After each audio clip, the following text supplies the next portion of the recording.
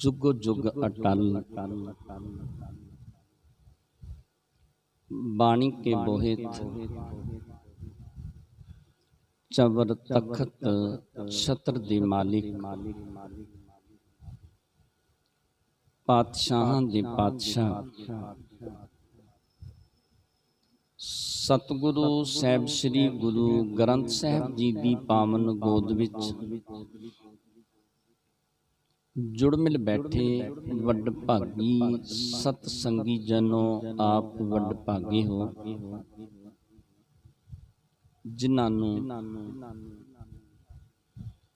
ਅੰਮ੍ਰਿਤ ਵੇਲੇ ਤੋਂ ਲੈ ਕੇ ਸਤਿਗੁਰਾਂ ਦੀ ਪਾਵਨ ਬਾਣੀ ਦੇ ਨਾਲ ਜੁੜਨ ਦਾ ਸੁਭਾਗ ਪ੍ਰਾਪਤ ਹੋਇਆ ਹੈ। ਸਤਿਗੁਰਾਂ ਦੇ ਪਾਵਨ ਬਚਨ ਨੇ ਭਾਗ ਠੜੇ ਹਰ ਸੰਤ ਤੁਮਾਰੇ ਜਿਨ ਕਰ ਧਨ ਹਰ ਨਾਮਾ ਪ੍ਰਵਾਨ ਗਣੀ ਸੇਈ ਇਹ ਆਏ ਸਫਲ ਤਿਨਾ ਕੇ ਕਾਮਾ मेरे राम हर जन के हों बल जाई केसां का कर चबर टुलावा चरण धूड़ मुख लाई जन्म मरण दूहूं मैं नाही जन पर उपकारी आए जी दान दे भगती लाइन हर्षों लैन मिलाए सच्चा अमर सच्ची पातशाही सच्चे सेती राते सच्चा सुख सच्ची वड्याई जिसके से तिन जाते पखा फेरी पानी ढोवा हर जन के पीसन पीस कमावा नानक की प्रभ पास बेनती तेरे जन देखण पावा। ते भाई साहब भाई गुरदास जी दे पावन बचन ने पंज प्याले पंज पीर छठम पीर बैठा गुर भारी अर्जुन काया पलट कै मूरत हर गोबिंद सवारी।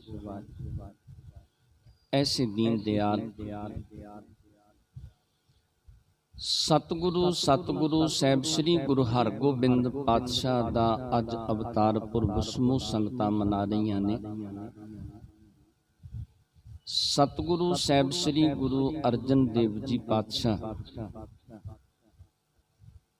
सतगुरु साहिब श्री गुरु रामदास पातशाह दे छोटे सुपुत्र सन। वड्डे सन बाबा पृथ्वी जी ते उस तो छोटे सन बाबा महादेव जी। जिस वेले गुरता गद्दी देन दा समा आया पृथ्विया सोचदा सी कि गुरता गद्दी दा मालक मैं बनांगा सब तो वड्डा मैं आ ते जिन्नी भी माया आउंदी सी जो पदार्थ आउंदे सन उन्हां दी संभाल भी पृथ्विया करिया करदा सी। जिन्ने मसंद सन वो भी सारे बाबा पृथ्वी चंद दी गल मन्निया करदे सन ते बाबा महादेव जी जिहड़े सन वो मस्त सुभाअ दे सन। उन्हां नूं किसी तरह का संसार दे नाल लगाव नहीं सी।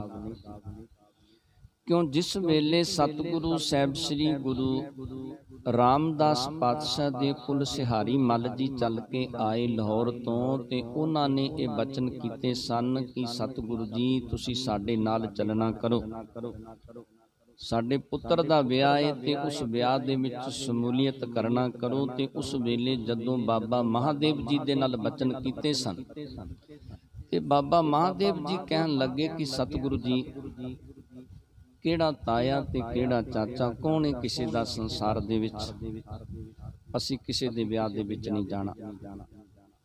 ते बाबा पृथ्वी चंद ने वैसे जवाब दे दिता सी।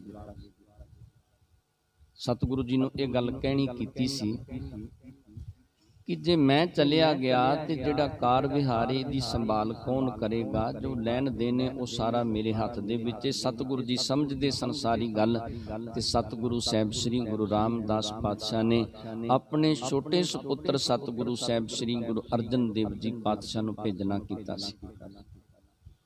ते जदों गुरता गद्दी दा समा आया ਉਸ ਵੇਲੇ ਪ੍ਰਿਥੀਆ ਚਾਹੁੰਦਾ ਸੀ ਕਿ ਗੁਰਤਾ ਗੱਦੀ ਮੈਨੂੰ ਪ੍ਰਾਪਤ ਹੋਵੇ, ਪਰ ਸਤਿਗੁਰੂ ਸਾਹਿਬ ਸ੍ਰੀ ਗੁਰੂ ਰਾਮਦਾਸ ਪਾਤਸ਼ਾਹ ਨੇ ਜਦੋਂ ਬਖਸ਼ਿਸ਼ ਕੀਤੀ, ਕਿਰਪਾ ਕੀਤੀ, ਆਪਣੇ ਛੋਟੇ ਸੁਪੁੱਤਰ ਸਤਿਗੁਰੂ ਸਾਹਿਬ ਸ੍ਰੀ ਗੁਰੂ ਅਰਜਨ ਦੇਵ ਜੀ ਪਾਤਸ਼ਾਹ ਨੂੰ ਗੁਰਤਾ ਗੱਦੀ ਦਾ ਮਾਲਕ ਬਣਾ ਦਿੱਤਾ। ਤੇ ਉਸ ਵੇਲੇ ਪ੍ਰਿਥੀ ਨੇ ਬੜੀ ਈਰਖਾ ਕੀਤੀ। ਸਤਿਗੁਰੂ ਸਾਹਿਬ ਸ੍ਰੀ ਗੁਰੂ ਰਾਮਦਾਸ ਪਾਤਸ਼ਾਹ ਨੂੰ ਵੀ ਕਬੂਲ ਬੋਲਣੇ ਕੀਤੇ। ਸਤਿਗੁਰੂ ਜੀ ਨੇ ਬੜਾ ਸਮਝਾਇਆ ਕਿ ਜੋ ਗੁਰਤਾ ਗੱਦੀ ਹੈ ਉਹ ਕਿਸੇ ਦੀ ਮਲਕੀਅਤ ਨਹੀਂ, ਇਹ ਤੇ ਧੁਰ ਦਰਗਾਹ ਤੋਂ ਜਿਹਦੇ ਤੇ ਕਿਰਪਾ ਹੁੰਦੀ ਹੈ, ਧੁਰ ਦਰਗਾਹ ਤੋਂ ਜਿਹਦੇ ਤੇ ਬਖਸ਼ਿਸ਼ ਹੁੰਦੀ ਹੈ। ਗੁਰਤਾ ਗੱਦੀ ਦਾ ਮਾਲਕ ਉਹ ਬਣਿਆ ਕਰਦਾ ਹੈ, ਕੋਈ ਆਪਣੇ ਜ਼ੋਰ ਦੇ ਨਾਲ, ਆਪਣੀ ਤਾਕਤ ਦੇ ਨਾਲ ਗੁਰਤਾ ਗੱਦੀ ਦਾ ਮਾਲਕ ਨਹੀਂ ਬਣ ਸਕਦਾ। ਪਰ ਪ੍ਰਿਥੀ ਨੂੰ ਫਿਰ ਵੀ ਸਮਝਣਾ ਪਈ। ਇਹਨੇ ਸਤਿਗੁਰੂ ਸਾਹਿਬ ਸ੍ਰੀ ਗੁਰੂ ਅਰਜਨ ਦੇਵ ਜੀ ਪਾਤਸ਼ਾਹ ਦੇ ਨਾਲ ਈਰਖਾ ਕਰਨੀ ਸ਼ੁਰੂ ਕਰ ਦਿੱਤੀ। ਤੇ ਜਦੋਂ ਸਤਿਗੁਰੂ ਜੀ ਅੰਮ੍ਰਿਤਸਰ ਦੀ ਧਰਤੀ ਤੇ ਚਲੇ ਗਏ ਨਾ, ਗੁਰਤਾ ਗੱਦੀ ਪ੍ਰਾਪਤ ਹੋਈ ਗੋਇੰਦਵਾਲ ਦੀ ਧਰਤੀ ਤੇ ਜਦੋਂ ਚਲੇ ਗਏ ਅੰਮ੍ਰਿਤਸਰ ਦੀ ਧਰਤੀ ਤੇ ਸਤਿਗੁਰੂ ਸਾਹਿਬ ਸ੍ਰੀ ਗੁਰੂ ਅਰਜਨ ਦੇਵ ਜੀ ਪਾਤਸ਼ਾਹ ਤੇ ਪ੍ਰਿਥੀਆ ਗੋਇੰਦਵਾਲ ਸੀ। ਸੋਚਦਾ ਕਿ ਸੰਗਤਾਂ ਚੱਲ ਕੇ ਆਉਣਗੀਆਂ ਤੇ ਉਹ ਭੇਟਾਵਾਂ ਲਿਆ ਕੇ ਮੇਰੇ ਚਰਨਾਂ ਤੇ ਅਰਪਣ ਕਰਨਗੀਆਂ, ਕਿਉਂ ਇਹਨੇ ਛਲ ਦੇ ਨਾਲ ਪੱਗ ਜਿਹੜੀ ਸੀ, ਦਸਤਾਰ ਜਿਹੜੀ ਸੀ, ਆਪ ਆਪਣੇ ਸਿਰ ਤੇ ਰਖਵਾਉਣੀ ਕੀਤੀ ਸੀ। ਇਹ ਸੋਚਦਾ ਸੀ ਕਿ ਪਤਾ ਨਹੀਂ ਗੁਰਤਾ ਗੱਦੀ ਇਹਦੇ ਨਾਲ ਹੀ ਪ੍ਰਾਪਤ ਹੋਊਗੀ। ਕਹਿੰਦੇ ਜਦੋਂ ਕੋਈ ਨਾ ਆਇਆ ਤੇ ਇਹ ਵੀ ਅੰਮ੍ਰਿਤਸਰ ਦੀ ਧਰਤੀ ਤੇ ਆ ਗਿਆ। ਇਹਨੇ ਸੰਗਤਾਂ ਦੀ ਨਾਕਾਬੰਦੀ ਵੀ ਕਰਨੀ ਕੀਤੀ, ਸੰਗਤਾਂ ਨੂੰ ਰੋਕਣਾ ਵੀ ਕੀਤਾ, ਪਰ ਕੁਛ ਨਾ ਬਣਿਆ। ਸਤਿਗੁਰੂ ਸਾਹਿਬ ਸ੍ਰੀ ਗੁਰੂ ਅਰਜਨ ਦੇਵ ਜੀ ਪਾਤਸ਼ਾਹ ਦੀ ਹਜ਼ੂਰੀ ਦੇ ਵਿੱਚ ਦੂਰੋਂ ਦੂਰੋਂ ਗੁਰੂ ਦੇ ਪਿਆਰ ਵਾਲੇ ਸਿੱਖ ਚੱਲ ਕੇ ਆਉਂਦੇ ਨੇ। ਕਾਬਲ ਤੋਂ ਸੰਗਤਾਂ ਆਈਆਂ, ਉਹਨਾਂ ਨੇ ਬਹੁਤ ਸਾਰੀਆਂ ਭੇਟਾਵਾਂ ਲਿਆ ਕੇ ਸਤਿਗੁਰਾਂ ਦੇ ਚਰਨਾਂ ਦੇ ਵਿੱਚ ਅਰਪਣ ਕੀਤੀਆਂ ਤੇ ਮਾਤਾ ਗੰਗਾ ਜੀ ਦੇ ਲਈ ਗਹਿਣੇ ਆਦਿਕ ਵੀ ਲਿਆਂਦੇ, ਕੁਝ ਸੁੰਦਰ ਬਸਤਰ ਜਿਹੜੇ ਸਨ ਉਹ ਵੀ ਲੈ ਕੇ ਆਉਣੇ ਕੀਤੇ। ਇਹ ਸਾਰੀਆਂ ਭੇਟਾਵਾਂ ਲਿਆ ਕੇ ਸਤਿਗੁਰੂ ਸਾਹਿਬ ਸ੍ਰੀ ਗੁਰੂ ਅਰਜਨ ਦੇਵ ਜੀ ਪਾਤਸ਼ਾਹ ਦੇ ਚਰਨਾਂ ਤੇ ਅਰਪਣ ਕੀਤੀਆਂ। ਸਤਿਗੁਰੂ ਜੀ ਨੇ ਜੋ ਗਹਿਣੇ ਆਦਿਕ ਸਨ ਉਹ ਸਾਰੇ ਉਸ ਵੇਲੇ ਮਹਿਲਾਂ ਦੇ ਵਿੱਚ ਭੇਜਣੇ ਕੀਤੇ।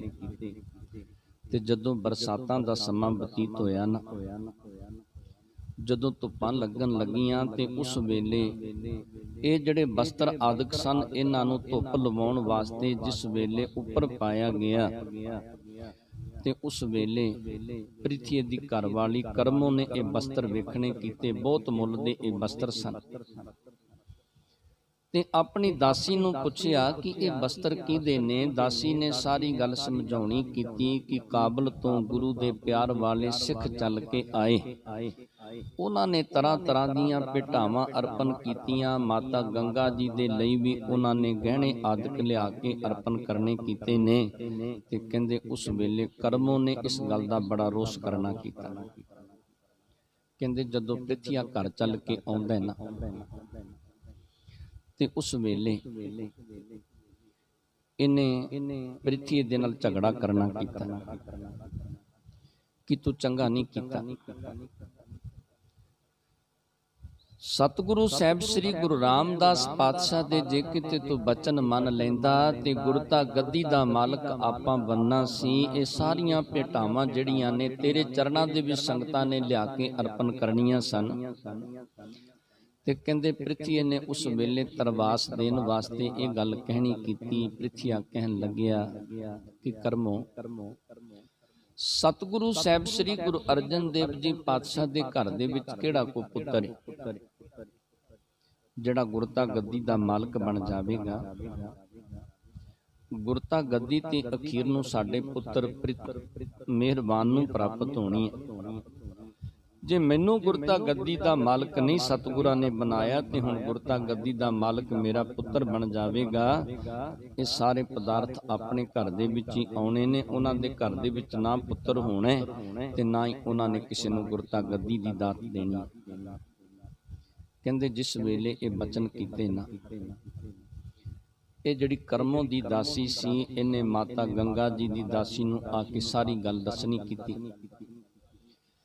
ਤੇ ਫਿਰ ਉਸ ਵੇਲੇ ਮਾਤਾ ਗੰਗਾ ਜੀ ਦੇ ਕੋਲ ਜਦੋਂ ਮਾਤਾ ਗੰਗਾ ਜੀ ਦੀ ਦਾਸੀ ਆਈ, ਉਹਨੇ ਸਾਰੀ ਵਾਰਤਾ ਉਸ ਵੇਲੇ ਜਿਸ ਤਰ੍ਹਾਂ ਹੋਈ ਸਾਰੀ ਮਾਤਾ ਗੰਗਾ ਜੀ ਨੂੰ ਦੱਸਣੀ ਕੀਤੀ ਕਿ ਮਾਤਾ ਜੀ ਅੱਜ ਮੈਂ ਇਸ ਤਰ੍ਹਾਂ ਸੁਣਿਆ ਕਿ ਪ੍ਰਿਥੀਆ ਜਿਹੜਾ ਤੇ ਪ੍ਰਿਥੀਏ ਦੀ ਘਰਵਾਲੀ ਕਰਮੋ ਉਹ ਆਪਸ ਦੇ ਵਿੱਚ ਗੱਲਾਂ ਕਰਦੇ ਸਨ। ਉਹਨਾਂ ਦੀ ਦਾਸੀ ਨੇ ਮੈਨੂੰ ਦੱਸਣਾ ਕੀਤਾ ਹੈ ਕਿ ਸਤਿਗੁਰੂ ਸਾਹਿਬ ਸ੍ਰੀ ਗੁਰੂ ਅਰਜਨ ਦੇਵ ਜੀ ਪਾਤਸ਼ਾਹ ਦੇ ਘਰ ਦੇ ਵਿੱਚ ਪੁੱਤਰ ਨਹੀਂ ਤੇ ਗੁਰਤਾ ਗੱਦੀ ਦਾ ਮਾਲਕ ਸਾਡਾ ਪੁੱਤਰ ਮਿਹਰਬਾਨ ਬਣੇਗਾ।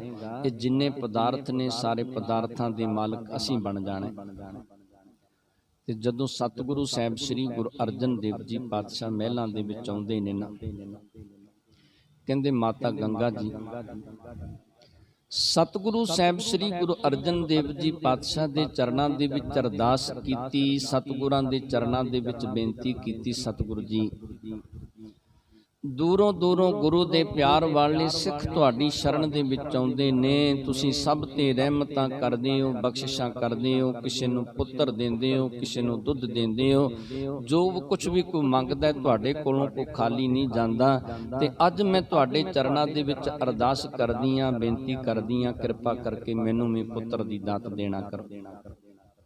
ਜਦੋਂ ਸਤਿਗੁਰੂ ਸਾਹਿਬ ਸ੍ਰੀ ਗੁਰੂ ਅਰਜਨ ਦੇਵ ਜੀ ਪਾਤਸ਼ਾਹ ਨੇ ਪੁੱਛਿਆ ਨਾ ਕਿ ਗੰਗਾ ਕੀ ਕਾਰਨ ਹੈ, ਅੱਗੇ ਤੂੰ ਕਦੇ ਪੁੱਤਰ ਦੀ ਮੰਗ ਨਹੀਂ ਕਰਨੀ ਕੀਤੀ, ਤੇ ਉਸ ਵੇਲੇ ਮਾਤਾ ਗੰਗਾ ਜੀ ਨੇ ਸਾਰੀ ਗੱਲ ਜਿਹੜੀ ਸੀ ਸਤਿਗੁਰੂ ਸਾਹਿਬ ਸ੍ਰੀ ਗੁਰੂ ਅਰਜਨ ਦੇਵ ਜੀ ਪਾਤਸ਼ਾਹ ਨੂੰ ਦੱਸੀ। ਤੇ ਕਹਿੰਦੇ ਫਿਰ ਉਸ ਵੇਲੇ ਸਤਿਗੁਰੂ ਸਾਹਿਬ ਸ੍ਰੀ ਗੁਰੂ ਅਰਜਨ ਦੇਵ ਜੀ ਪਾਤਸ਼ਾਹ ਨੇ ਬਚਨ ਕੀਤੇ, ਕਹਿਣ ਲੱਗੇ ਗੰਗਾ ਜੇ ਤੂੰ ਪੁੱਤਰ ਚਾਹੁੰਦੀ ਹੈ ਨਾ, ਪੁੱਤਰ ਦੀ ਦਾਤ ਪ੍ਰਾਪਤ ਹੋ ਸਕਦੀ ਹੈ, ਪਰ ਸਾਡਾ ਸਿੱਖ ਹੈ ਜੋ ਸਤਿਗੁਰੂ ਸਾਹਿਬ ਸ੍ਰੀ ਗੁਰੂ ਨਾਨਕ ਦੇਵ ਜੀ ਪਾਤਸ਼ਾਹ ਤੋਂ ਲੈ ਕੇ ਸਾਰੇ ਸਤਿਗੁਰਾਂ ਦੇ ਚਰਨਾਂ ਦੇ ਵਿੱਚ ਰਹਿ ਕੇ ਬੜੀ ਨਿਮਰਤਾ ਦੇ ਵਿੱਚ ਬੜੇ ਪਿਆਰ ਦੇ ਵਿੱਚ ਜਿਹਨੇ ਸੇਵਾ ਕੀਤੀ ਹੈ, ਉਹਨੇ ਬਾਬਾ ਬੁੱਢਾ ਜੀ ਤੇ ਉਹਨਾਂ ਦੇ ਚਰਨਾਂ ਦੇ ਵਿੱਚ ਜਾ ਕੇ ਅਰਦਾਸ ਕਰਨਾ ਕਰੋ, ਉਹਨਾਂ ਨੂੰ ਖੁਸ਼ ਕਰੋ, ਉਹਨਾਂ ਨੂੰ ਪ੍ਰਸੰਨ ਕਰੋ ਤੇ ਜੋ ਮੰਗੋਗੇ ਪ੍ਰਾਪਤ ਹੋ ਜਾਵੇਗਾ। ਉਸ ਵੇਲੇ ਪੁੱਛਿਆ ਕਿ ਕਿਵੇਂ ਉਹਨਾਂ ਦੀ ਸ਼ਰਨ ਦੇ ਵਿੱਚ ਜਾਈਏ। ਸਤਿਗੁਰੂ ਸਾਹਿਬ ਸ੍ਰੀ ਗੁਰੂ ਅਰਜਨ ਦੇਵ ਜੀ ਪਾਤਸ਼ਾਹ ਨੇ ਸਮਝਾਇਆ ਕਿ ਬਾਬਾ ਬੁੱਢਾ ਜੀ ਜੱਟ ਜ਼ਿਮੀਂਦਾਰ ਨੇ, ਉਹ ਮਿੱਸੇ ਪ੍ਰਸ਼ਾਦੇ ਤੇ ਲੱਸੀ ਆਦਿਕ ਪਸੰਦ ਕਰਦੇ ਨੇ, ਉਹਨਾਂ ਦੇ ਚਰਨਾਂ ਦੇ ਵਿੱਚ ਇਹ ਪਦਾਰਥ ਤਿਆਰ ਕਰਕੇ ਲੈ ਕੇ ਜਾਣਾ ਕਰੋ ਤੇ ਉਹਨਾਂ ਦੇ ਚਰਨਾਂ ਦੇ ਵਿੱਚ ਅਰਦਾਸ ਕਰੋ, ਬੇਨਤੀ ਕਰੋ, ਜ਼ਰੂਰ ਕਿਰਪਾ ਕਰਨਗੇ। ਕਹਿੰਦੇ ਮਾਤਾ ਗੰਗਾ ਜੀ ਨੇ ਇਸੇ ਤਰ੍ਹਾਂ ਕੀਤਾ। ਜਿਹੜੀਆਂ ਦਾਸੀਆਂ ਸਨ, ਸੇਵਕ ਸਨ, ਉਹਨਾਂ ਨੇ ਪਦਾਰਥ ਤਿਆਰ ਕੀਤੇ, ਲੱਸੀ ਆਦਿਕ ਪ੍ਰਸ਼ਾਦੇ ਆਦਿਕ ਤਿਆਰ ਕਰਨੇ ਕੀਤੇ। ਕਹਿੰਦੇ ਰੱਥਾਂ ਆਦਿਕ ਤੇ ਅਸਵਾਰ ਹੋਏ ਤੇ ਉਸ ਵੇਲੇ ਬਾਬਾ ਬੁੱਢਾ ਜੀ ਦੀ ਭੀੜ ਜਿੱਥੇ ਬਾਬਾ ਜੀ ਸੇਵਾ ਦੇ ਵਿੱਚ ਲੱਗੇ ਸਨ ਉਸ ਪਾਸੇ ਨੂੰ ਚੱਲ ਪੈਂਦੇ ਨੇ। ਜਦੋਂ ਘੋੜਿਆਂ ਦੇ ਪੈਰਾਂ ਦੀ ਆਵਾਜ਼ ਆਉਂਦੀ ਏ, ਜੰਗਲ ਦੇ ਜਾਨਵਰ ਜਿਹੜੇ ਨੇ ਦੌੜਨੇ ਸ਼ੁਰੂ ਹੋ ਜਾਂਦੇ ਨੇ ਤੇ ਅਚਾਨਕ ਹੀ ਬਾਬਾ ਬੁੱਢਾ ਜੀ ਵੇਖਦੇ ਨੇ ਕਿ ਬੜੀ ਧੂੜ ਉੱਡਦੀ ਆਉਂਦੀ ਹੈ। ਸੇਵਕ ਨੂੰ ਪੁੱਛਿਆ, ਕਹਿਣ ਲੱਗੇ ਕਿ ਕੌਣ, ਕਿਹਨੂੰ ਭਾਜੜਾਂ ਪਈਆਂ ਨੇ, ਕੌਣ ਤੁਰਿਆ ਆਉਂਦਾ ਹੈ? ਤੇ ਉਸ ਵੇਲੇ ਉਹਨੇ ਦੱਸਣਾ ਕੀਤਾ ਕਿ ਤੇ ਬਾਬਾ ਜੀ ਗੁਰੂ ਕੇ ਮਹਿਲ। ਤੇ ਬਾਬਾ ਬੁੱਢਾ ਜੀ ਕਹਿਣ ਲੱਗੇ ਕਿ ਗੁਰੂ ਕਿਆਂ ਨੂੰ ਕਿੱਧਰ ਭਾਜੜਾਂ ਪੈ ਗਈਆਂ? ਕਹਿੰਦੇ ਇਸ ਗੱਲ ਦਾ ਜਦੋਂ ਪਤਾ ਮਾਤਾ ਗੰਗਾ ਜੀ ਨੂੰ ਲੱਗਦਾ ਹੈ ਨਾ, ਕਹਿੰਦੇ ਉੱਥੋਂ ਹੀ ਵਾਪਸ ਆ ਜਾਂਦੇ ਨੇ। ਸਤਿਗੁਰੂ ਸਾਹਿਬ ਸ੍ਰੀ ਗੁਰੂ ਅਰਜਨ ਦੇਵ ਜੀ ਪਾਤਸ਼ਾਹ ਨੇ ਪੁੱਛਿਆ ਉਸ ਵੇਲੇ, ਕਹਿਣ ਲੱਗੇ ਗੰਗਾ ਕੀ ਬਚਨ ਕੀਤੇ ਨੇ ਬਾਬਾ ਬੁੱਢਾ ਜੀ ਨੇ? ਤੇ ਦੱਸਣਾ ਕੀਤਾ ਕਿ ਅਸੀਂ ਤੇ ਵਰ ਲੈਣ ਵਾਸਤੇ ਗਏ ਸਾਂ, ਪਰ ਕਹਿੰਦੇ ਬਾਬਾ ਬੁੱਢਾ ਜੀ ਨੇ ਇਹ ਬਚਨ ਕਰ ਦਿੱਤੇ ਨੇ ਕਿ ਗੁਰੂ ਕਿਆਂ ਨੂੰ ਕਿੱਧਰ ਭਾਜੜਾਂ ਪਈਆਂ ਨੇ। ਕਹਿਣ ਲੱਗੇ ਕਿ ਅਸੀਂ ਤੇ ਵਰ ਲੈਣ ਗਏ ਸੀ, ਪਰ ਉੱਥੋਂ ਸਾਨੂੰ ਸ਼ਰਾਪ ਹੀ ਪ੍ਰਾਪਤ ਹੋਇਆ। ਤੇ ਸਤਿਗੁਰੂ ਸਾਹਿਬ ਸ੍ਰੀ ਗੁਰੂ ਅਰਜਨ ਦੇਵ ਜੀ ਪਾਤਸ਼ਾਹ ਨੇ ਪੁੱਛਿਆ ਕਿ ਕਿਵੇਂ ਗਏ ਸੀ ਸਤਿਗੁਰੂ ਜੀ ਦੀ ਹਜ਼ੂਰੀ ਦੇ ਵਿੱਚ? ਤੇ ਦੱਸਣਾ ਕੀਤਾ ਕਿ ਸਤਿਗੁਰੂ ਜੀ ਇਸ ਤਰ੍ਹਾਂ ਸੇਵਕ ਜਿਹੜੇ ਸਨ, ਦਾਸੀਆਂ ਜਿਹੜੀਆਂ ਸਨ, ਉਹਨਾਂ ਨੇ ਪ੍ਰਸ਼ਾਦੇ ਆਦਿਕ ਤਿਆਰ ਕਰਨੇ ਕੀਤੇ, ਰੱਥਾਂ ਤੇ ਘੋੜਿਆਂ ਤੇ ਸਵਾਰ ਹੋ ਕੇ ਗਏ। ਉਸ ਵੇਲੇ ਸਮਝਾਇਆ, ਉਸ ਵੇਲੇ ਦੱਸਣਾ ਕੀਤਾ। ਸਤਿਗੁਰੂ ਜੀ ਕਹਿਣ ਲੱਗੇ ਕਿ ਜਿਹੜੇ ਸੰਤ ਮਹਾਂਪੁਰਖ ਨੇ ਪਰਮੇਸ਼ਰ ਦੇ ਪਿਆਰ ਵਾਲੇ, ਜੇ ਉਹਨਾਂ ਨੂੰ ਖੁਸ਼ ਕਰਨਾ ਹੋਵੇ ਨਾ ਤੇ ਬੜੀ ਨਿਮਰਤਾ ਦੇ ਵਿੱਚ ਆ ਕੇ ਉਹਨਾਂ ਦੇ ਚਰਨਾਂ ਦੇ ਵਿੱਚ ਜਾਈਦਾ ਤੇ ਫਿਰ ਉਹਨਾਂ ਦੇ ਕੋਲੋਂ ਵਰ ਪ੍ਰਾਪਤ ਹੁੰਦਾ, ਫਿਰ ਉਹਨਾਂ ਦੇ ਕੋਲੋਂ ਬਖਸ਼ਿਸ਼ਾਂ ਪ੍ਰਾਪਤ ਹੋਇਆ ਕਰਦੀਆਂ। ਸਤਿਗੁਰੂ ਸਾਹਿਬ ਸ੍ਰੀ ਗੁਰੂ ਅਰਜਨ ਦੇਵ ਜੀ ਪਾਤਸ਼ਾਹ ਨੇ उस वेले संतां दी महिमा दे बचन भी दसने कीते कि संत किहो जे हुंदे ने, किवें ओ परोपकारी हुंदे ने। ते इह भी दस्सिया कि संतां दी सेवा करके प्राप्त की हुंदा है। सतगुरु साहिब श्री गुरु अर्जन देव जी पातशाह ने माता गंगा जी नूं समझाया कि जे बाबा बुढ़ा जी नूं खुश करना चाहुंदे हो ना, अपने हत्थां दे नाल प्रसादे तैयार करना करो, अपने हत्थां दे नाल लस्सी आदਿਕ तैयार करना करो ते आप सिर दे उत्ते चुक के दासियां नूं वर्ज के रोक के ते फिर जाना करो। फिर वेखो बाबा बुढ़ा जी किवें खुश हुंदे ने, किवें प्रसन्न हुंदे ने। इसे तरह ही सतगुरु जी दे बचन मन के जिस वेले माता गंगा जी अमृत वेले उठदे ने, कहते आप आटा पीसना कीता, आटा गुन्निया, प्रसादे तैयार करने कीते, लस्सी रड़की ते उस वेले अचार ते प्याज आदਿਕ नाल लेने कीते, अपने सिर दे उत्ते चुके नंगे पैरी फिर कहते माता गंगा जी चल जा पैंदे ने। एक दो दासियां नाल जांदियां ने। जिस वेले बाबा बुढ़ा जी दी भीड़ पहुंचदे ने, कहते बाबा बुढ़ा जी अगों वेख के माता जी नूं खड़े हो जांदे ने। आप कहते उस वेले लस्सी जिहड़ी सी माता जी दे सिर तो उतारनी कीती, बचन कीते।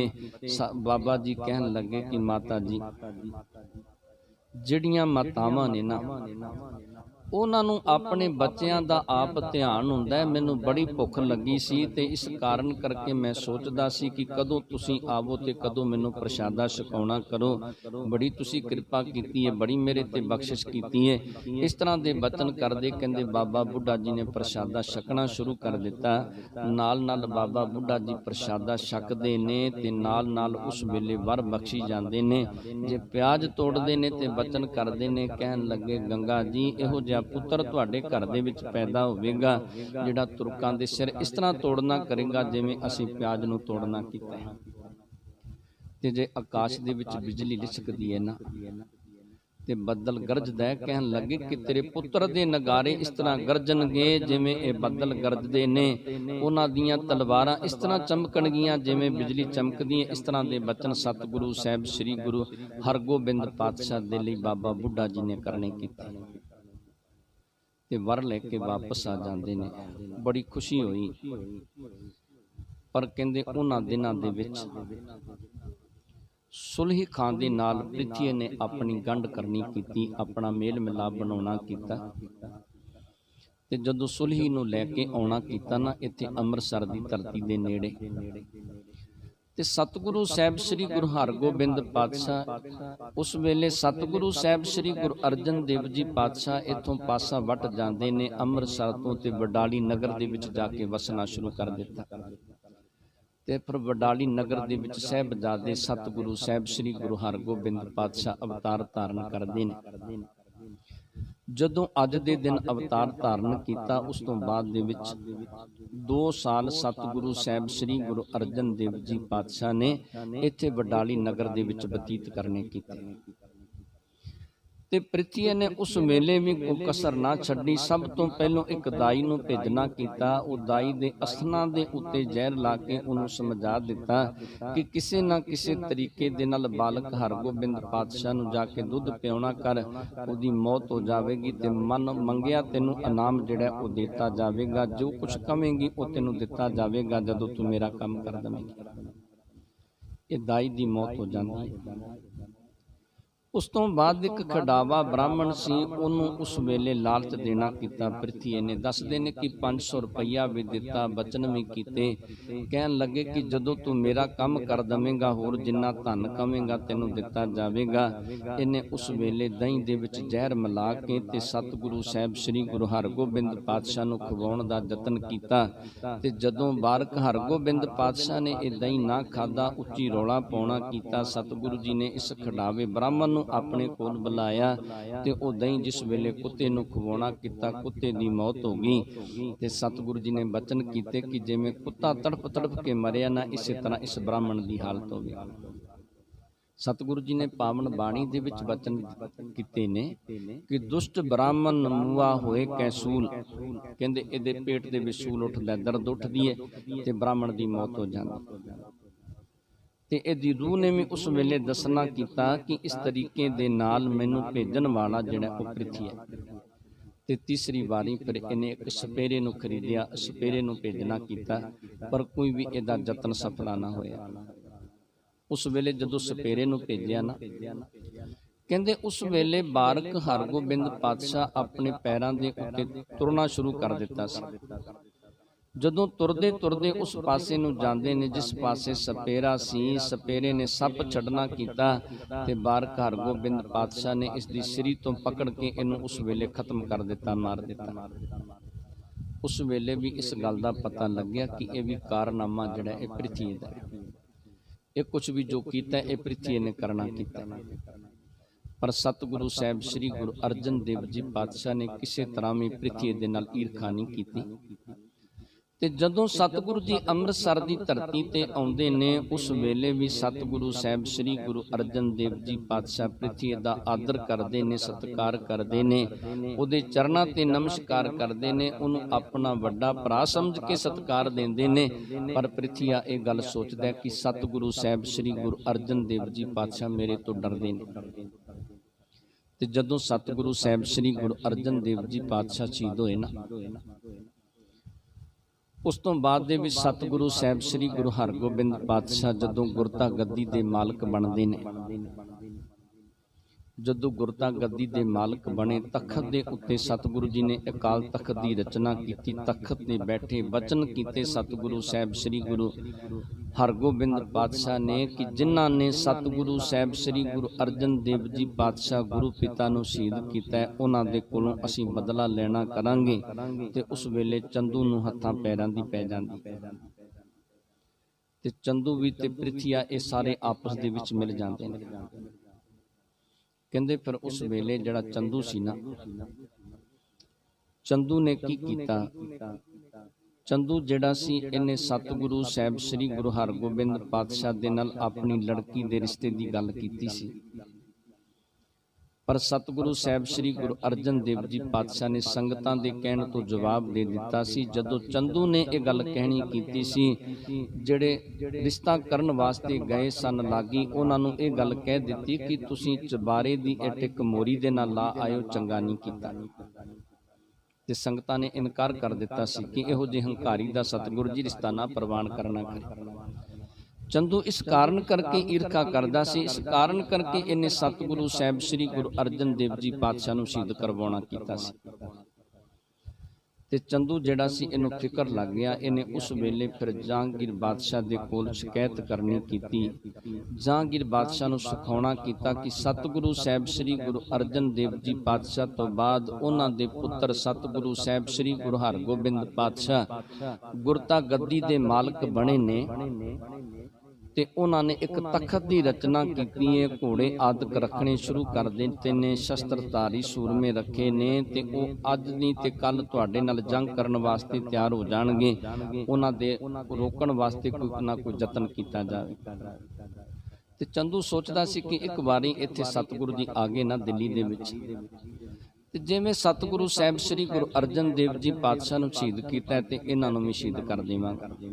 ਇਹਦੇ ਮਨ ਦਾ ਖਿਆਲ ਇਸ ਤਰ੍ਹਾਂ ਦਾ ਸੀ। ਉਸ ਵੇਲੇ ਜਹਾਂਗੀਰ ਬਾਦਸ਼ਾਹ ਨੇ ਵਜ਼ੀਰ ਖਾਂ ਤੇ ਕਿੰਚ ਬੇਗ ਨੂੰ 500 ਘੋੜਸਵਾਰ ਦੇ ਕੇ ਭੇਜਣਾ ਕੀਤਾ ਕਿ ਜਾਓ ਮੇਰੇ ਵੱਲੋਂ ਸਤਿਗੁਰੂ ਸਾਹਿਬ ਸ੍ਰੀ ਗੁਰੂ ਹਰਗੋਬਿੰਦ ਪਾਤਸ਼ਾਹ ਦੇ ਚਰਨਾਂ ਤੇ ਅਰਦਾਸ ਕਰਕੇ ਬੇਨਤੀ ਕਰਕੇ ਉਹਨਾਂ ਨੂੰ ਇੱਥੇ ਦਿੱਲੀ ਬੁਲਾ ਕੇ ਲਿਆਉਣਾ ਕਰੋ। ਉਹਨਾਂ ਨੂੰ ਕਹੋ ਕਿ ਸਤਿਗੁਰੂ ਸਾਹਿਬ ਸ੍ਰੀ ਗੁਰੂ ਹਰਗੋਬਿੰਦ ਪਾਤਸ਼ਾਹ ਨੂੰ ਇਹ ਗੱਲ ਕਹਿਣੀ ਕਰੋ ਕਿ ਜਹਾਂਗੀਰ ਬਾਦਸ਼ਾਹ ਤੁਹਾਨੂੰ ਮਿਲਣਾ ਚਾਹੁੰਦਾ, ਤੁਹਾਡੇ ਦਰਸ਼ਨ ਕਰਨਾ ਚਾਹੁੰਦਾ। ਉਸ ਵੇਲੇ ਵਜ਼ੀਰ ਖਾਨ ਜਦੋਂ ਆਇਆ ਨਾ ਸਤਿਗੁਰੂ ਜੀ ਦੀ ਹਜ਼ੂਰੀ ਦੇ ਵਿੱਚ, ਉਹਨੇ ਸਾਰੀ ਗੱਲ ਸਮਝਾ ਦਿੱਤੀ ਸਤਿਗੁਰਾਂ ਨੂੰ। ਸਤਿਗੁਰੂ ਜੀ ਨੂੰ ਦੱਸ ਦਿੱਤਾ ਕਿ ਚੰਦੂ ਨੇ ਤੁਹਾਡੀ ਜੋ ਸ਼ਿਕਾਇਤ ਕਰਨੀ ਕੀਤੀ ਹੈ ਤੇ ਇਸ ਕਾਰਨ ਕਰਕੇ ਜਹਾਂਗੀਰ ਬਾਦਸ਼ਾਹ ਨੇ ਤੁਹਾਨੂੰ ਬੁਲਾਇਆ ਤੇ ਤੁਸੀਂ ਕਿਰਪਾ ਕਰਕੇ ਜਹਾਂਗੀਰ ਬਾਦਸ਼ਾਹ ਨੂੰ ਨਿਰੁੱਤਰ ਕਰਨਾ ਕਰੋ, ਉਹਦੇ ਮਨ ਦੇ ਜਿਹੜੇ ਸੰਸ਼ੇ ਨੇ ਉਹਨਾਂ ਦੀ ਨਿਵਰਤੀ ਕਰਨੀ ਕਰੋ। ਕਹਿੰਦੇ ਫਿਰ ਸਤਿਗੁਰੂ ਸਾਹਿਬ ਸ੍ਰੀ ਗੁਰੂ ਹਰਗੋਬਿੰਦ ਪਾਤਸ਼ਾਹ ਨੇ ਕੁਝ ਸਿੱਖਾਂ ਨੂੰ ਨਾਲ ਲਿਆ, ਕੁਝ ਸੂਰਮਿਆਂ ਨੂੰ ਨਾਲ ਲੈਣਾ ਕੀਤਾ ਤੇ ਦਿੱਲੀ ਚਲੇ ਜਾਂਦੇ ਨੇ। ਮਜਨੂ ਵਾਲੇ ਟਿੱਲੇ ਦੇ ਅਸਥਾਨ ਦੇ ਉੱਤੇ ਆ ਕੇ ਸਤਿਗੁਰੂ ਸਾਹਿਬ ਸ੍ਰੀ ਗੁਰੂ ਹਰਗੋਬਿੰਦ ਪਾਤਸ਼ਾਹ ਨੇ ਡੇਰਾ ਕੀਤਾ। ਤੇ ਜਦੋਂ ਸਤਿਗੁਰੂ ਸਾਹਿਬ ਸ੍ਰੀ ਗੁਰੂ ਹਰਗੋਬਿੰਦ ਪਾਤਸ਼ਾਹ ਜਹਾਂਗੀਰ ਬਾਦਸ਼ਾਹ ਨੂੰ ਮਿਲਦੇ ਨੇ, ਜਹਾਂਗੀਰ ਬਾਦਸ਼ਾਹ ਨੇ ਸਤਿਗੁਰੂ ਜੀ ਦਾ ਬੜਾ ਸਤਿਕਾਰ ਕੀਤਾ, ਬੜਾ ਆਦਰ ਕਰਨਾ ਕੀਤਾ। ਜਹਾਂਗੀਰ ਬਾਦਸ਼ਾਹ ਉੱਚੇ ਥਾਂ ਦੇ ਉੱਤੇ ਸਤਿਗੁਰੂ ਸਾਹਿਬ ਸ੍ਰੀ ਗੁਰੂ ਹਰਗੋਬਿੰਦ ਪਾਤਸ਼ਾਹ ਨੂੰ ਬਿਠਾਉਂਦੇ ਨੇ। ਜਦੋਂ ਬਚਨ ਬਿਲਾਸ ਕੀਤੇ ਸਮਝ ਪੈ ਗਈ ਕਿ ਬੇਸ਼ੱਕ ਸਰੀਰ ਕਰਕੇ ਜਾਂ ਸਤਿਗੁਰੂ ਜੀ ਨੇ ਇਹ ਆਪਣੇ ਸਰੀਰ ਦੇ ਉੱਤੇ ਸ਼ਸਤਰ ਆਦਿਕ ਧਾਰਨ ਕੀਤੇ ਨੇ, ਪਰ ਸੋਚ ਜਿਹੜੀ ਉਹ ਸਤਿਗੁਰੂ ਸਾਹਿਬ ਸ੍ਰੀ ਗੁਰੂ ਨਾਨਕ ਦੇਵ ਜੀ ਪਾਤਸ਼ਾਹ ਵਾਲੀ। ਜਦੋਂ ਆਪਸ ਦੇ ਵਿੱਚ ਪਿਆਰ ਵੱਧਦਾ ਵੇਖਿਆ ਨਾ, ਕਹਿੰਦੇ ਫਿਰ ਉਸ ਵੇਲੇ ਚੰਦੂ ਨੂੰ ਹੋਰ ਫਿਕਰ ਲੱਗ ਜਾਂਦਾ ਹੈ। ਚੰਦੂ ਨੇ ਇੱਕ ਨਜੂਮੀਏ ਨੂੰ 500 ਰੁਪਈਆ ਦਿੱਤਾ ਤੇ ਉਸ ਨੂੰ ਇਹ ਗੱਲ ਸਮਝਾਉਣੀ ਕੀਤੀ ਕਿ ਜਹਾਂਗੀਰ ਬਾਦਸ਼ਾਹ ਨੂੰ ਜਾ ਕੇ ਸਮਝਾਉਣਾ ਕਰ। ਜਹਾਂਗੀਰ ਬਾਦਸ਼ਾਹ ਨੂੰ ਇਹ ਗੱਲ ਕਹਿਣੀ ਕਰ ਕਿ ਬਾਦਸ਼ਾਹ ਤੇਰੇ ਤੇ ਸਾੜ ਸਤੀ ਦਾ ਸਮਾਂ ਚੱਲਦਾ ਹੈ, ਇਹਦਾ ਕੋਈ ਉਪਾਅ ਕਰਨਾ ਕਰ, ਇਹਦਾ ਕੋਈ ਯਤਨ ਕਰਨਾ ਕਰ। ਜੇ ਉਪਾਅ ਨਹੀਂ ਕਰੇਗਾ ਤੇ ਇਹਦੇ ਨਾਲ ਸਰੀਰ ਦਾ ਵੀ ਨੁਕਸਾਨ ਹੋ ਸਕਦਾ ਹੈ। ਕਹਿੰਦੇ ਉਸ ਵੇਲੇ ਨਜੂਮੀਆਂ ਭੈੜਾ ਜਿਹਾ ਮੂੰਹ ਬਣਾ ਕੇ ਨਾ ਬੜੇ ਉਸ ਵੇਲੇ ਜਿਵੇਂ ਕੋਈ ਬਹੁਤ ਕਿਸੇ ਨੂੰ ਘਾਟਾ ਪੈ ਜਾਂਦਾ। ਕਹਿੰਦੇ ਇਹੋ ਜੀ ਹਾਲਤ ਦੇ ਵਿੱਚ ਨਜੂਮੀਆਂ ਜਿਹੜਾ ਜਹਾਂਗੀਰ ਬਾਦਸ਼ਾਹ ਦੇ ਕੋਲ ਜਾਂਦਾ। ਜਦੋਂ ਜਹਾਂਗੀਰ ਬਾਦਸ਼ਾਹ ਨੇ ਪੁੱਛਿਆ ਕਿ ਤੇਰੀ ਇਹੋ ਜੀ ਹਾਲਤ ਕਿਵੇਂ, ਕਹਿਣ ਲੱਗਿਆ ਕਿ ਬਾਦਸ਼ਾਹ ਸਲਾਮਤ, ਤੇਰੇ ਘਰ ਤੋਂ ਸਾਨੂੰ ਤਰ੍ਹਾਂ ਤਰ੍ਹਾਂ ਦੇ ਪਦਾਰਥ ਪ੍ਰਾਪਤ ਹੁੰਦੇ ਨੇ, ਇਸ ਕਾਰਨ ਕਰਕੇ ਮੈਂ ਤੇਰੀ ਸੁੱਖ ਚਾਹੁੰਦਾ ਕਿ ਤੇਰੀ ਸੁੱਖ ਹੋਵੇ, ਤੈਨੂੰ ਆਨੰਦ ਪ੍ਰਾਪਤ ਹੋਵੇ। ਮੈਂ ਇਸ ਕਾਰਨ ਕਰਕੇ ਤੇਰੇ ਚਰਨਾਂ ਦੇ ਵਿੱਚ ਆਇਆ ਤੇ ਮੈਂ ਤੈਨੂੰ ਦੱਸਣ ਲੱਗਿਆ ਕਿ ਤੇਰੇ ਤੇ ਸਾੜ ਸਤੀ ਦਾ ਸਮਾਂ ਜਿਹੜਾ ਉਹ ਆ ਗਿਆ ਤੇ ਉਹਦੇ ਵਾਸਤੇ ਕੋਈ ਉਪਾਅ ਕਰਨਾ ਕਰ। ਉਸ ਵੇਲੇ ਜਹਾਂਗੀਰ ਬਾਦਸ਼ਾਹ ਘਬਰਾ ਜਾਂਦਾ, ਪੁੱਛਦਾ ਕਿ ਇਹਦਾ ਉਪਾਅ ਕੀ ਹੈ। ਉਸ ਵੇਲੇ ਦੱਸਣਾ ਕੀਤਾ ਕਿ ਹਰਗੋਬਿੰਦ ਨਾਮ ਦੇ ਹੋਣ, ਖੱਤਰੀ ਜਾਤੀ ਦੇ ਨਾਲ ਸੰਬੰਧ ਰੱਖਦੇ ਹੋਣ ਤੇ ਤੁਹਾਡੇ ਵਾਸਤੇ ਗਵਾਲੀਅਰ ਦੇ ਕਿਲੇ ਦੇ ਵਿੱਚ ਪੈ ਕੇ ਤੇ ਤਸਬੀਹ ਫੇਰਨੀ ਕਰਨ, ਮਾਲਾ ਫੇਰਨੀ ਕਰਨ ਤੇ ਫਿਰ ਤੇਰੀ ਇਹ ਸਾੜ ਸਤੀ ਟਲ ਸਕਦੀ। ਕਹਿੰਦੇ ਇਸੇ ਤਰ੍ਹਾਂ ਜਦੋਂ ਜਹਾਂਗੀਰ ਬਾਦਸ਼ਾਹ ਨੂੰ ਪਤਾ ਲੱਗਿਆ ਸਤਿਗੁਰੂ ਸਾਹਿਬ ਸ੍ਰੀ ਗੁਰੂ ਹਰਗੋਬਿੰਦ ਪਾਤਸ਼ਾਹ ਦੇ ਬਾਰੇ ਤੇ ਸਤਿਗੁਰੂ ਸਾਹਿਬ ਸ੍ਰੀ ਗੁਰੂ ਹਰਗੋਬਿੰਦ ਪਾਤਸ਼ਾਹ ਦੇ ਚਰਨਾਂ ਦੇ ਵਿੱਚ ਬੇਨਤੀ ਕੀਤੀ। ਸਤਿਗੁਰੂ ਸਾਹਿਬ ਸ੍ਰੀ ਗੁਰੂ ਹਰਗੋਬਿੰਦ ਪਾਤਸ਼ਾਹ ਨੇ ਵਿਚਾਰਿਆ ਕਿ ਜੇ ਬਾਦਸ਼ਾਹ ਦੀ ਗੱਲ ਨਹੀਂ ਮੰਨਾਂਗੇ ਵਿਗਾੜ ਪੈ ਜਾਵੇਗਾ ਤੇ ਜੇ ਗੱਲ ਮੰਨਾਂਗੇ ਨਹੀਂ ਤੇ ਇਹ ਜਿਹੜੇ ਚੰਦੂ ਵਰਗੇ ਦੁਸ਼ਟ ਨੇ ਇਹਨਾਂ ਦਾ ਕਿਵੇਂ ਖਾਤਮਾ ਹੋ ਸਕਦਾ ਹੈ, ਇਹਨਾਂ ਤੋਂ ਬਦਲਾ ਕਿਵੇਂ ਲਿਆ ਜਾ ਸਕਦਾ ਹੈ। ਸਤਿਗੁਰੂ ਜੀ ਨੇ ਜਹਾਂਗੀਰ ਬਾਦਸ਼ਾਹ ਦੀ ਗੱਲ ਮੰਨ ਕੇ ਤੇ ਗਵਾਲੀਅਰ ਦੇ ਕਿਲੇ ਦੇ ਵਿੱਚ 40 ਦਿਨ ਬਤੀਤ ਕਰਨ ਵਾਸਤੇ ਮੰਨਣਾ ਕੀਤਾ। ਪਰ ਕਹਿੰਦੇ ਜਿਹੜਾ ਹਰਦਾਸ ਦਰੋਗਾ ਸੀ ਉਹ ਸਤਿਗੁਰੂ ਜੀ ਦਾ ਸੇਵਕ ਬਣ ਜਾਂਦਾ ਹੈ। ਹਰਦਾਸ ਦਰੋਗੇ ਦੇ ਕੋਲ ਵੀ ਚੰਦੂ ਨੇ ਬੜੇ ਯਤਨ ਕੀਤੇ ਕਿ ਕਿਸੇ ਨਾ ਕਿਸੇ ਤਰੀਕੇ ਦੇ ਨਾਲ ਸਤਿਗੁਰੂ ਸਾਹਿਬ ਸ੍ਰੀ ਗੁਰੂ ਹਰਗੋਬਿੰਦ ਪਾਤਸ਼ਾਹ ਨੂੰ ਖਤਮ ਕੀਤਾ ਜਾਵੇ। ਸਤਿਗੁਰੂ ਸਾਹਿਬ ਸ੍ਰੀ ਗੁਰੂ ਹਰਗੋਬਿੰਦ ਪਾਤਸ਼ਾਹ ਨੇ ਇੱਥੇ ਕਿਲੇ ਦੇ ਵਿੱਚ ਰਹਿ ਕੇ ਜੋ ਗੁਰੂ ਦੇ ਪਿਆਰ ਵਾਲੇ ਸਿੱਖ ਸਨ, ਭਾਈ ਵਿਧੀ ਚੰਦ ਆਦਿਕ, ਭਾਈ ਜੇਠਾ ਜੀ ਆਦਿਕ, ਜਿਹੜੇ ਗੁਰੂ ਦੇ ਪਿਆਰ ਵਾਲੇ ਸਿੱਖ ਸਨ, ਇਹਨਾਂ ਨੇ ਉਸ ਵੇਲੇ ਬਾਹਰੋਂ ਮਜ਼ਦੂਰੀ ਕਰਕੇ ਸਤਿਗੁਰੂ ਜੀ ਦੇ ਵਾਸਤੇ ਪਦਾਰਥ ਜਿਹੜੇ ਸਨ ਉਹ ਲਿਆਉਂਦੇ ਸਨ। ਸਤਿਗੁਰੂ ਜੀ ਉਹ ਜਿਹੜਾ ਧਨ ਸੀ ਉਹਦੇ ਕਾਰਨ ਕਰਕੇ ਆਪ ਪ੍ਰਸ਼ਾਦਾ ਛਕਦੇ ਸੀ। ਜਿਹੜਾ ਜਹਾਂਗੀਰ ਬਾਦਸ਼ਾਹ ਦੇ ਵੱਲੋਂ ਰੋਜ਼ੀਨਾ ਆਉਂਦਾ ਸੀ ਉਹ ਸਾਰੇ ਕੈਦੀਆਂ ਨੂੰ ਸਤਿਗੁਰੂ ਜੀ ਖਵਾ ਦਿਆ ਕਰਦੇ ਸੀ। ਤੇ ਜਦੋਂ 40 ਦਿਨ ਬਤੀਤ ਹੋਏ ਨਾ ਤੇ ਇਧਰੋਂ ਮਾਤਾ ਗੰਗਾ ਜੀ ਨੇ ਬਾਬਾ ਬੁੱਢਾ ਜੀ ਨੂੰ ਭੇਜਣਾ ਕੀਤਾ ਕਿ ਬਾਬਾ ਜੀ ਕੋਈ ਯਤਨ ਕਰੋ। ਸਤਿਗੁਰੂ ਸਾਹਿਬ ਸ੍ਰੀ ਗੁਰੂ ਅਰਜਨ ਦੇਵ ਜੀ ਪਾਤਸ਼ਾਹ ਨੂੰ ਇਹਨਾਂ ਦੁਸ਼ਟਾਂ ਨੇ ਸ਼ਹੀਦ ਕਰ ਦਿੱਤਾ ਸੀ ਤੇ ਤੁਸੀਂ ਕੋਈ ਨਾ ਕੋਈ ਯਤਨ ਕਰਨਾ ਕਰੋ ਜਿਸ ਤਰੀਕੇ ਦੇ ਨਾਲ ਸਤਿਗੁਰੂ ਸਾਹਿਬ ਸ੍ਰੀ ਗੁਰੂ ਹਰਗੋਬਿੰਦ ਪਾਤਸ਼ਾਹ ਨੂੰ ਕਿਲੇ ਦੇ ਵਿੱਚੋਂ ਬਾਹਰ ਕੱਢਿਆ ਜਾਵੇ। ਤੇ ਜਦੋਂ ਸਤਿਗੁਰੂ ਸਾਹਿਬ ਸ੍ਰੀ ਗੁਰੂ ਹਰਗੋਬਿੰਦ ਪਾਤਸ਼ਾਹ ਨੂੰ ਮਿਲਣ ਵਾਸਤੇ ਬਾਬਾ ਬੁੱਢਾ ਜੀ ਇੱਥੇ ਜਾਂਦੇ ਨੇ, ਗਵਾਲੀਅਰ ਪਹੁੰਚਦੇ ਨੇ, ਸਿੱਖਾਂ ਦੇ ਨਾਲ ਸਲਾਹ ਕੀਤੀ। ਸਿੱਖਾਂ ਨੇ ਸਾਰੀ ਗੱਲ ਦੱਸਣੀ ਕੀਤੀ ਕਿ ਚੰਦੂ ਦੀ ਸ਼ਰਾਰਤ ਤੇ ਉਸ ਵੇਲੇ ਬਾਬਾ ਬੁੱਢਾ ਜੀ ਨੇ ਕਿਹਾ ਕਿ ਹੁਣ ਕਿਸੇ ਨਾ ਕਿਸੇ ਤਰੀਕੇ ਦੇ ਨਾਲ ਸਤਿਗੁਰੂ ਸਾਹਿਬ ਸ੍ਰੀ ਗੁਰੂ ਹਰਗੋਬਿੰਦ ਪਾਤਸ਼ਾਹ ਨੂੰ ਇੱਥੋਂ ਕਿਲੇ ਦੇ ਵਿੱਚੋਂ ਬਾਹਰ ਕੱਢਿਆ ਜਾਵੇ। ਕਹਿੰਦੇ ਫਿਰ ਭਾਈ ਜੇਠਾ ਆਦਿਕ ਜਿਹੜੇ ਗੁਰੂ ਦੇ ਪਿਆਰ ਵਾਲੇ ਸਿੱਖ ਸਨ ਇਹ ਕਹਿਣ ਲੱਗੇ ਕਿ ਬਾਬਾ ਜੀ ਤੁਸੀਂ ਕਿਰਪਾ ਕਰੋ, ਹੁਣ ਸਾਨੂੰ ਆਗਿਆ ਦੇਣਾ ਕਰੋ। ਇਹ ਫਿਰ ਕਹਿੰਦੇ ਸ਼ੇਰ ਬਣ ਕੇ ਜਿੱਥੇ ਇਹ ਜਹਾਂਗੀਰ ਬਾਦਸ਼ਾਹ ਦਾ ਤਖਤ ਸੀ ਰਾਤ ਵੇਲੇ ਉੱਥੇ ਪਹੁੰਚਦੇ ਨੇ, ਇਹਨੂੰ ਡਰਾਉਂਦੇ ਨੇ ਜਹਾਂਗੀਰ ਬਾਦਸ਼ਾਹ ਨੂੰ। ਤੇ ਜਹਾਂਗੀਰ ਬਾਦਸ਼ਾਹ ਜਦੋਂ ਡਰ ਜਾਂਦਾ ਹੈ, ਜਦੋਂ ਸਤਿਗੁਰੂ ਸਾਹਿਬ ਸ੍ਰੀ ਗੁਰੂ ਹਰਗੋਬਿੰਦ ਪਾਤਸ਼ਾਹ ਨੂੰ ਯਾਦ ਕਰਦਾ ਹੈ, ਸਤਿਗੁਰੂ ਜੀ ਸਾਹਮਣੇ ਆ ਜਾਂਦੇ ਨੇ, ਆਪਣੇ ਰੁਮਾਲ ਦੇ ਨਾਲ ਇਹਨਾਂ ਨੂੰ ਪਿੱਛੇ ਕਰ ਦਿੰਦੇ ਨੇ। ਪਰ ਕਹਿੰਦੇ ਇਹ ਜਿਹੜੇ ਸ਼ੇਰ ਨੇ ਜਾਣ ਲੱਗਿਆਂ ਕਹਿੰਦੇ ਨੇ ਕਿ ਬਾਦਸ਼ਾਹ, ਜਦੋਂ ਤੈਨੂੰ ਜ਼ਰੂਰਤ ਪੈਂਦੀ ਹੈ, ਜਦੋਂ ਤੈਨੂੰ ਡਰ ਆਉਂਦਾ ਹੈ, ਉਸ ਵੇਲੇ ਤੂੰ ਸਤਿਗੁਰੂ ਸਾਹਿਬ ਸ੍ਰੀ ਗੁਰੂ ਹਰਗੋਬਿੰਦ ਪਾਤਸ਼ਾਹ ਨੂੰ ਸਿਮਰਦਾ ਹੈ, ਦਿਨ ਵੇਲੇ ਉਹਨਾਂ ਨੂੰ ਭੁੱਲ ਜਾਂਦਾ ਹੈ। ਕਹਿੰਦੇ ਜਦੋਂ 1-2 ਦਿਨ ਡਰਾਉਣਾ ਕੀਤਾ ਨਾ, ਇਹਨੇ ਬੜੇ ਯਤਨ ਕੀਤੇ ਜਹਾਂਗੀਰ ਬਾਦਸ਼ਾਹ, ਬੜੇ ਇਹਨੇ ਉਸ ਵੇਲੇ ਮੁਲਾਨੇ ਆਦਿਕ ਜਿਹੜੇ ਬੁਲਾਉਣਾ ਕੀਤੇ, ਪਰ ਇਹਨਾਂ ਨੂੰ ਕੋਈ ਸਮਝ ਨਾ ਪਈ। ਤੇ ਫਿਰ ਭਾਈ ਜੇਠਾ ਜੀ ਕਹਿੰਦੇ ਜਿਵੇਂ ਇਹ ਨਜੂਮੀ ਆਦਿਕ ਨੇ ਇਹੋ ਜਿਹਾ ਰੂਪ ਧਾਰਨ ਕਰਕੇ ਚਲੇ ਜਾਂਦੇ ਨੇ। ਤੇ ਫਿਰ ਭਾਈ ਜੇਠੇ ਨੇ ਸਾਰੀ ਗੱਲ ਦੱਸਣੀ ਕੀਤੀ ਕਿ ਇਸ ਤਰ੍ਹਾਂ ਤੁਸੀਂ ਸਤਿਗੁਰੂ ਸਾਹਿਬ ਸ੍ਰੀ ਗੁਰੂ ਹਰਗੋਬਿੰਦ ਪਾਤਸ਼ਾਹ ਦੀ ਅਵੱਗਿਆ ਕੀਤੀ, ਉਹਨਾਂ ਦਾ ਨਿਰਾਦਰ ਕੀਤਾ ਹੈ, ਉਹਨਾਂ ਨੂੰ ਕਿਲੇ ਦੇ ਵਿੱਚੋਂ ਬਾਹਰ ਕੱਢਣਾ ਕਰੋ, ਫਿਰ ਤੁਸੀਂ ਠੀਕ ਹੋ ਸਕਦੇ ਹੋ। ਜੇ ਉਹਨਾਂ ਨੂੰ ਕਿਲੇ ਦੇ ਵਿੱਚੋਂ ਬਾਹਰ ਨਹੀਂ ਕੱਢਦੇ ਤੇ ਫਿਰ ਨਹੀਂ ਠੀਕ ਹੋ ਸਕਦੇ। ਕਹਿੰਦੇ ਫਿਰ ਉਸ ਵੇਲੇ ਵਜ਼ੀਰ ਖਾਨ ਨੂੰ ਭੇਜਣਾ ਕੀਤਾ ਸੀ ਜਹਾਂਗੀਰ ਬਾਦਸ਼ਾਹ ਨੇ।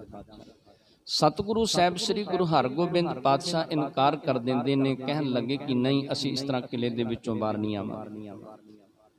ਤੇ ਉਸ ਵੇਲੇ ਇਹ ਜਿਹੜੇ ਰਾਜੇ ਸਨ 52, ਇਹਨਾਂ ਨੇ ਵੀ ਸਤਿਗੁਰੂ ਜੀ ਦੇ ਚਰਨਾਂ ਦੇ ਵਿੱਚ ਬੇਨਤੀ ਕੀਤੀ, ਤੁਸੀਂ ਸਤਿਗੁਰੂ ਜੀ ਕਿਲੇ ਦੇ ਵਿੱਚ ਆਇਓ, ਸਾਨੂੰ ਆਸਰਾ ਪ੍ਰਾਪਤ ਹੋਇਆ, ਸਾਨੂੰ ਛੁੱਟਣ ਦੀ ਉਮੀਦ ਲੱਗੀ ਹੈ, ਜੇ ਤੁਸੀਂ ਚਲੇ ਗਏ ਤੇ ਸਾਡੀ ਫਿਰ ਉਸੇ ਤਰ੍ਹਾਂ ਦੀ ਹਾਲਤ ਹੋ ਜਾਵੇ। ਕਿਉਂ ਜਦੋਂ ਸਤਿਗੁਰੂ ਸਾਹਿਬ ਸ੍ਰੀ ਗੁਰੂ ਹਰਗੋਬਿੰਦ ਪਾਤਸ਼ਾਹ ਕਿਲੇ ਦੇ ਵਿੱਚ ਗਏ ਸਨ, ਇਹਨਾਂ ਲੋਕਾਂ ਦੀ ਇਹੋ ਜਿਹੀ ਹਾਲਤ ਸੀ, ਕਹਿੰਦੇ ਸਿਰ ਦੀਆਂ ਜੜਾਵਾਂ ਬਣੀਆਂ ਸਨ, ਫਟੇ ਪੁਰਾਣੇ ਇਹਨਾਂ ਦੇ ਕੋਲ ਕੱਪੜੇ ਸਨ, ਪੈਰਾਂ ਦੇ ਵਿੱਚ ਬੇੜੀਆਂ, ਹੱਥਾਂ ਦੇ ਵਿੱਚ ਹੱਥ ਕੜੀਆਂ ਸਨ, ਖਾਣ ਵਾਸਤੇ ਇਹਨਾਂ ਨੂੰ ਕੋਈ ਪਦਾਰਥ ਨਹੀਂ ਸੀ ਮਿਲਦਾ, ਸਿਰ ਦੇ ਵਿੱਚ ਜੂਆਂ ਪਈਆਂ ਸਨ। ਪਰ ਸਤਿਗੁਰੂ ਸਾਹਿਬ ਸ੍ਰੀ ਗੁਰੂ ਹਰਗੋਬਿੰਦ ਪਾਤਸ਼ਾਹ ਨੇ ਇਹਨਾਂ ਨੂੰ ਸਵਾਰਨਾ ਕੀਤਾ। ਇਹਨਾਂ ਨੇ ਬੇਨਤੀ ਕੀਤੀ ਸਤਿਗੁਰੂ ਸਾਹਿਬ ਸ੍ਰੀ ਗੁਰੂ ਹਰਗੋਬਿੰਦ ਪਾਤਸ਼ਾਹ ਦੇ ਚਰਨਾਂ ਦੇ ਵਿੱਚ। ਤੇ ਜਦੋਂ ਵਜ਼ੀਰ ਖਾਨ ਦੁਬਾਰੇ ਗਿਆ ਨਾ, ਤੇ ਵਜ਼ੀਰ ਖਾਨ ਨੇ ਉਸ ਵੇਲੇ ਜਹਾਂਗੀਰ ਬਾਦਸ਼ਾਹ ਨੂੰ ਦੱਸਿਆ ਕਿ ਸਤਿਗੁਰੂ ਜੀ ਇਸ ਤਰ੍ਹਾਂ ਆਖਦੇ ਨੇ ਕਿ ਅਸੀਂ ਇਕੱਲੇ ਨਹੀਂ ਨਿਕਲਦੇ। ਤੇ ਫਿਰ ਉਸ ਵੇਲੇ ਜਹਾਂਗੀਰ ਬਾਦਸ਼ਾਹ ਕਹਿਣ ਲੱਗਿਆ ਕਿ ਸਤਿਗੁਰੂ ਜੀ ਨੂੰ ਕਹੋ ਕਿ ਜਿਨ੍ਹਾਂ ਨੂੰ ਆਪਣੇ ਪੱਲਾ ਪਕੜਾ ਕੇ ਬਾਹਰ ਕੱਢ ਸਕਦੇ ਹੋ, ਉਹਨਾਂ ਨੂੰ ਤੁਸੀਂ ਕਿਲੇ ਦੇ ਵਿੱਚੋਂ ਬਾਹਰ ਲੈ ਕੇ ਆ ਸਕਦੇ ਹੋ। ਫਿਰ ਸਤਿਗੁਰੂ ਸਾਹਿਬ ਸ੍ਰੀ ਗੁਰੂ ਹਰਗੋਬਿੰਦ ਪਾਤਸ਼ਾਹ ਨੇ 52 ਜਿਹੜੀਆਂ ਕਲੀਆਂ ਵਾਲਾ ਉਸ ਵੇਲੇ ਪੁਸ਼ਾਕ ਤਿਆਰ ਕਰਵਾਉਣੀ ਕੀਤੀ, ਤੇ ਸਤਿਗੁਰੂ ਜੀ ਨੇ ਜਿਹੜੇ 52 ਰਾਜੇ ਸਨ, ਇਹਨਾਂ ਨੂੰ ਰਿਹਾ ਕਰਵਾਉਣਾ ਕੀਤਾ। ਫਿਰ ਇੱਥੋਂ ਦਿੱਲੀ ਤੋਂ ਸਤਿਗੁਰੂ ਸਾਹਿਬ ਸ੍ਰੀ ਗੁਰੂ ਹਰਗੋਬਿੰਦ ਪਾਤਸ਼ਾਹ ਜਹਾਂਗੀਰ ਬਾਦਸ਼ਾਹ ਦੇ ਨਾਲ ਹੀ ਇੱਥੇ ਲਾਹੌਰ ਦੇ ਵਿੱਚ ਆ ਜਾਂਦੇ ਨੇ। ਕੁਝ ਸਮਾਂ ਅੰਮ੍ਰਿਤਸਰ ਦੀ ਧਰਤੀ ਤੇ ਟਿਕੇ ਤੇ ਫਿਰ ਲਾਹੌਰ ਦੇ ਵਿੱਚ ਪਹੁੰਚ ਜਾਂਦੇ ਨੇ। ਲਾਹੌਰ ਦੇ ਵਿੱਚ ਜਿੰਨਾ ਚਿਰ ਜਹਾਂਗੀਰ ਬਾਦਸ਼ਾਹ ਜਿਉਂਦਾ ਰਿਹਾ, ਉਹਨਾਂ ਚਿਰ ਸਤਿਗੁਰੂ ਜੀ ਦੀ ਬਣ ਆਈ ਰਹੀ। ਜਦੋਂ ਜਹਾਂਗੀਰ ਬਾਦਸ਼ਾਹ ਇੱਥੋਂ ਕਸ਼ਮੀਰ ਦੇ ਇਲਾਕੇ ਨੂੰ ਚਲਿਆ ਗਿਆ, ਉਹ ਸ਼ਾਹਜਹਾਂ ਨੂੰ ਸਮਝਾ ਕੇ ਤੇ ਗਿਆ ਸੀ ਕਿ ਸਤਿਗੁਰੂ ਸਾਹਿਬ ਸ੍ਰੀ ਗੁਰੂ ਹਰਗੋਬਿੰਦ ਪਾਤਸ਼ਾਹ ਵਲੀ ਨੇ, ਸਤਿਗੁਰੂ ਸਾਹਿਬ ਸ੍ਰੀ ਗੁਰੂ ਨਾਨਕ ਦੇਵ ਜੀ ਪਾਤਸ਼ਾਹ ਦੀ ਗੱਦੀ ਦੇ ਮਾਲਕ ਨੇ, ਇਹਨਾਂ ਦੀਆਂ ਸਾਡੇ ਤੇ ਬੜੀਆਂ ਰਹਿਮਤਾਂ ਬਖਸ਼ਿਸ਼ਾਂ ਨੇ। ਪਰ ਜਦੋਂ ਜਹਾਂਗੀਰ ਬਾਦਸ਼ਾਹ ਦੀ ਮੌਤ ਹੋ ਜਾਂਦੀ ਹੈ ਤੇ ਸ਼ਾਹਜਹਾਂ ਬਾਦਸ਼ਾਹ ਸਭ ਕੁਝ ਭੁੱਲ ਜਾਂਦਾ ਹੈ। ਇੱਕ ਸਿੱਖ ਘੋੜਾ ਲੈ ਕੇ ਆਇਆ ਸੀ, ਉਹ ਘੋੜਾ ਜਿਹੜਾ ਸੀ ਜਹਾਂਗੀਰ ਬਾਦਸ਼ਾਹ ਦੇ ਜਿਹੜੇ ਲੋਕ ਸਨ, ਉਹਨਾਂ ਨੇ ਜ਼ਬਰਦਸਤੀ ਖੋ ਕੇ ਜਹਾਂਗੀਰ ਬਾਦਸ਼ਾਹ ਦੇ ਕੋਲ ਲਿਆਉਣਾ ਕੀਤਾ ਸੀ। ਫਿਰ ਸਤਿਗੁਰੂ ਸਾਹਿਬ ਸ੍ਰੀ ਗੁਰੂ ਹਰਗੋਬਿੰਦ ਪਾਤਸ਼ਾਹ ਨੇ ਇਸ ਗੱਲ ਨੂੰ ਜਾਣ ਕੇ ਤੇ ਸਤਿਗੁਰੂ ਜੀ ਉੱਥੋਂ ਫਿਰ ਅੰਮ੍ਰਿਤਸਰ ਦੀ ਧਰਤੀ ਤੇ ਆ ਗਏ ਸਨ। ਤੇ ਜਦੋਂ ਸਤਿਗੁਰੂ ਸਾਹਿਬ ਸ੍ਰੀ ਗੁਰੂ ਹਰਗੋਬਿੰਦ ਪਾਤਸ਼ਾਹ ਅੰਮ੍ਰਿਤਸਰ ਦੀ ਧਰਤੀ ਤੇ ਆਏ, ਇਹ ਸ਼ਾਹਜਹਾਂ ਬਾਦਸ਼ਾਹ ਵੀ ਜੰਗਲ ਦੇ ਵਿੱਚ ਸ਼ਿਕਾਰ ਖੇਡਣ ਵਾਸਤੇ ਆਉਂਦਾ ਹੈ। ਸਤਿਗੁਰੂ ਜੀ ਵੀ ਸ਼ਿਕਾਰ ਖੇਡਣ ਵਾਸਤੇ ਚਲੇ ਜਾਂਦੇ ਨੇ। ਪੈਂਦੇ ਖਾਂ ਵਰਗੇ ਜਿਹੜੇ ਸਨ, ਉਹਨਾਂ ਨੂੰ ਸਤਿਗੁਰੂ ਸਾਹਿਬ ਸ੍ਰੀ ਗੁਰੂ ਹਰਗੋਬਿੰਦ ਪਾਤਸ਼ਾਹ ਨੇ ਆਪਣੀਆਂ ਫੌਜਾਂ ਦੇ ਵਿੱਚ ਭਰਤੀ ਕਰਨਾ ਕੀਤਾ। ਤੇ ਕਹਿੰਦੇ ਜਦੋਂ ਜਹਾਂਗੀਰ ਬਾਦਸ਼ਾਹ ਇੱਕ ਦਿਨ ਜਦੋਂ ਇੱਥੇ ਸ਼ਿਕਾਰ ਖੇਡਣ ਵਾਸਤੇ ਆਇਆ, ਤੇ ਇਹਦਾ ਬਾਜ ਉੱਡ ਕੇ ਆਉਂਦਾ, ਸਤਿਗੁਰੂ ਸਾਹਿਬ ਸ੍ਰੀ ਗੁਰੂ ਹਰਗੋਬਿੰਦ ਪਾਤਸ਼ਾਹ ਇਹਦੇ ਬਾਜ ਨੂੰ ਉਤਾਰ ਲੈਂਦੇ ਨੇ। ਜਦੋਂ ਜਹਾਂਗੀਰ ਬਾਦਸ਼ਾਹ ਦੇ ਮਨੁੱਖਾਂ ਨੇ ਆ ਕੇ ਸਤਿਗੁਰੂ ਜੀ ਨੂੰ ਬਾਜ ਦੇਣ ਦੀ ਗੱਲ ਕੀਤੀ, ਤੇ ਸਤਿਗੁਰੂ ਜੀ ਨੇ ਬਚਨ ਕੀਤੇ ਕਿ ਅਸੀਂ ਬਾਜ ਕਿਸੇ ਤੋਂ ਖੋਇਆ ਨਹੀਂ, ਇਹ ਬਾਜ ਆਪਣੇ ਆਪ ਸਾਡੀ ਚੱਲ ਕੇ ਸ਼ਰਨ ਦੇ ਵਿੱਚ ਆਇਆ, ਇਸ ਕਾਰਨ ਕਰਕੇ ਇਹ ਬਾਜ ਕਿਸੇ ਦਾ ਨਹੀਂ, ਇਹ ਤੇ ਹੁਣ ਸਾਡੀ ਸ਼ਰਨ ਦੇ ਵਿੱਚ ਆਇਆ ਤੇ ਸਾਡਾ। ਇਹਨਾਂ ਨੇ ਜਾ ਕੇ ਬੜਾ ਰੌਲਾ ਪਾਉਣਾ ਕੀਤਾ। ਤੇ ਉਸ ਵੇਲੇ ਇਹਨੇ ਸ਼ਾਹਜਹਾਂ ਬਾਦਸ਼ਾਹ ਨੇ 7000 ਫੌਜ ਦੇ ਕੇ ਤੇ ਮੁਗਲ ਸਿੱਖਾਂ ਨੂੰ ਭੇਜਣਾ ਕੀਤਾ ਸੀ इधर बीबी वीरो दा विआह रखिया सी ते सतगुरु साहिब श्री गुरु हरगोबिंद पातशाह दी हजूरी दे विच काबल तो संगतां चल के आईयां ते सतगुरु साहिब श्री गुरु हरगोबिंद पातशाह उदों शाम दा वक्त सी ते लंगर दे विच प्रशादा आदਿਕ नहीं सी, मठियाइयां आदਿਕ तैयार हुंदियां सन। एक सेवक नूं भेजना कीता, बचन कीते सन कि जाओ माता जी नूं कहो कि मठियाइयां जड़ियां ने इन्हां सेवकां वास्ते भेजना करन, पर माता जी ने जवाब दे दिता। जदों दोबारे फिर भेजिया फिर इनकार कर दिता, तीसरी बारी भेजिया फिर इनकार कर दिता ते सतगुरु साहिब श्री गुरु हरगोबिंद पातशाह ने बचन कर दिते। सतगुरु जी कहन लगे जे इस मठियाइयां जड़ियां साडे सिखां नूं नहीं प्राप्त हो सकदियां ते इन्हां नूं तुरकी खाना करनगे, जे सिखां वास्ते मठियाइयां नहीं ते फिर तुरकां वास्ते नहीं, इनू कोई बरात नहीं खावेगी, कोई शगनां दीयां मठियाइयां नहीं। ये बचन फिर सतगुरु साहिब श्री गुरु हरगोबिंद पातशाह ने कीते। कहंदे मुगल सिखां 7000 फौजां लैके आया। पहली जंग सतगुरु साहिब श्री गुरु हरगोबिंद पातशाह ने अंम੍ਰਿਤਸਰ दी धरती ते लोहगढ़ वाले स्थान ते लड़नी की। उस तो बाद बीबी वीरो दा विआह सतगुरु जी झबाल नगर दे विच करदे ने। इस जंग दे विच सतगुरु जी दी जिੱਤ हुंदी है। जदों जिੱਤ होई ते उस तो बाद पैंदे खां नूं बड़ा हंकार हो जांदा है। पैंदे खां सोचदा है कि जे जंग दे विच जिੱਤ प्राप्त कीती है ते सतगुरु जी ने मेरे कारण करके जंग दे विच जिੱਤ प्राप्त करनी कीती। सतगुरु साहिब श्री गुरु हरगोबिंद पातशाह बीबी वीरो दा विआह करके गोइंदवाल दी धरती ते आउंदे ने। इत्थों अपने परिवार नूं गोइंदवाल छड्ड के सतगुरु जी करतारपुर नगर चले जांदे ने। फिर सतगुरु जी ने पैंदे खां दा विआह करना कीता ते पैंदे खां नूं फिर इत्थे रहण वास्ते तकीद देनी कीती कि तूं इत्थे करतारपुर नगर दे विच रहना। पैंदे खां ने बड़ियां बेनतियां कीतियां, सतगुरु जी तुसी मैनू पालिया, मेरे तुसी माता पिता सब कुछ मेरे हो। पर सतगुरु जी जानते सन कि इहदे अंदर बड़ा हंकार है। सतगुरु जी ने इनू इत्थे करतारपुर नगर दे विच छड्डिया ते आप सतगुरु साहिब श्री गुरु हरगोबिंद पातशाह इत्थों रहेले नगर दे विच चले गए। ते जदों रहेले नगर दे विच गए, इत्थे दा एक चौधरी सी घिरड़ भगवान दास। जदों ओदी जमीन दे विच जाके सतगुरु जी ने डेरा कीता ते इन्हें झगड़ा शुरू कर दिता। कहन लग्या कि तुसी किस तों पुछ के इत्थे आके अपना डेरा करना कीता। सतगुरु जी ने समझाया कि जमीन किसी दी नहीं, असीं कुछ दिन इत्थे वसांगे, चले जावांगे। पर इन्हें बड़ा उल्ट बोलना किया। सतगुरु साहिब श्री गुरु नानक देव जी पातशाह के बारे, सतगुरु साहिब श्री गुरु अर्जन देव जी पातशाह के बारे बड़ा कुछ बोलना किया। सतगुरु जी ने उस वेले भाई बिधि चंद नूं इशारा किया। भाई बिधि चंद आदਿਕ ने मार मार के इनू खत्म कर दिता। घिरड़ भगवान दास इहदी मौत हो जाती है।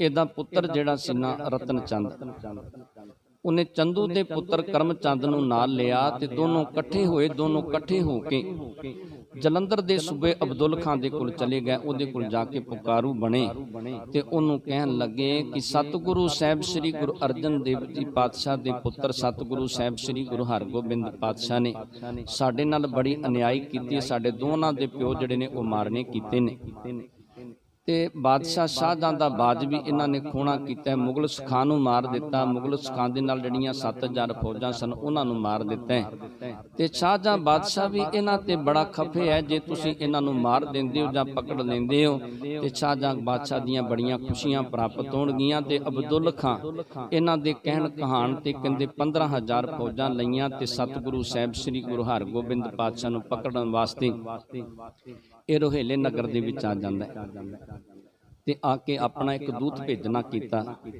कि जां ते अपने आप नूं साडे हवाले कर देवो ते जां इह नगर छड्ड के चले जावो। सतगुरु जी कहन लगे कि ना असीं इह नगर छड्ड के जावांगे ते ना तेरे हवाले अपने आप नूं करना करांगे। जे तेरे विच ताकत है ते तूं सानूं पकड़ना कर।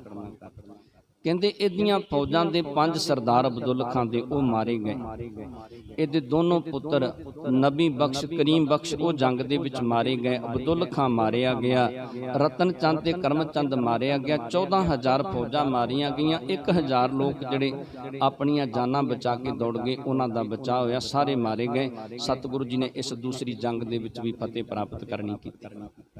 इत्थों फिर सतगुरु जी जदों सतगुरु साहिब श्री गुरु हरगोबिंद पातशाह महाराज गए ना, ये तीसरा जंग जिहड़ा सी सतगुरु जी ने महाराज दा लड़ना कीता।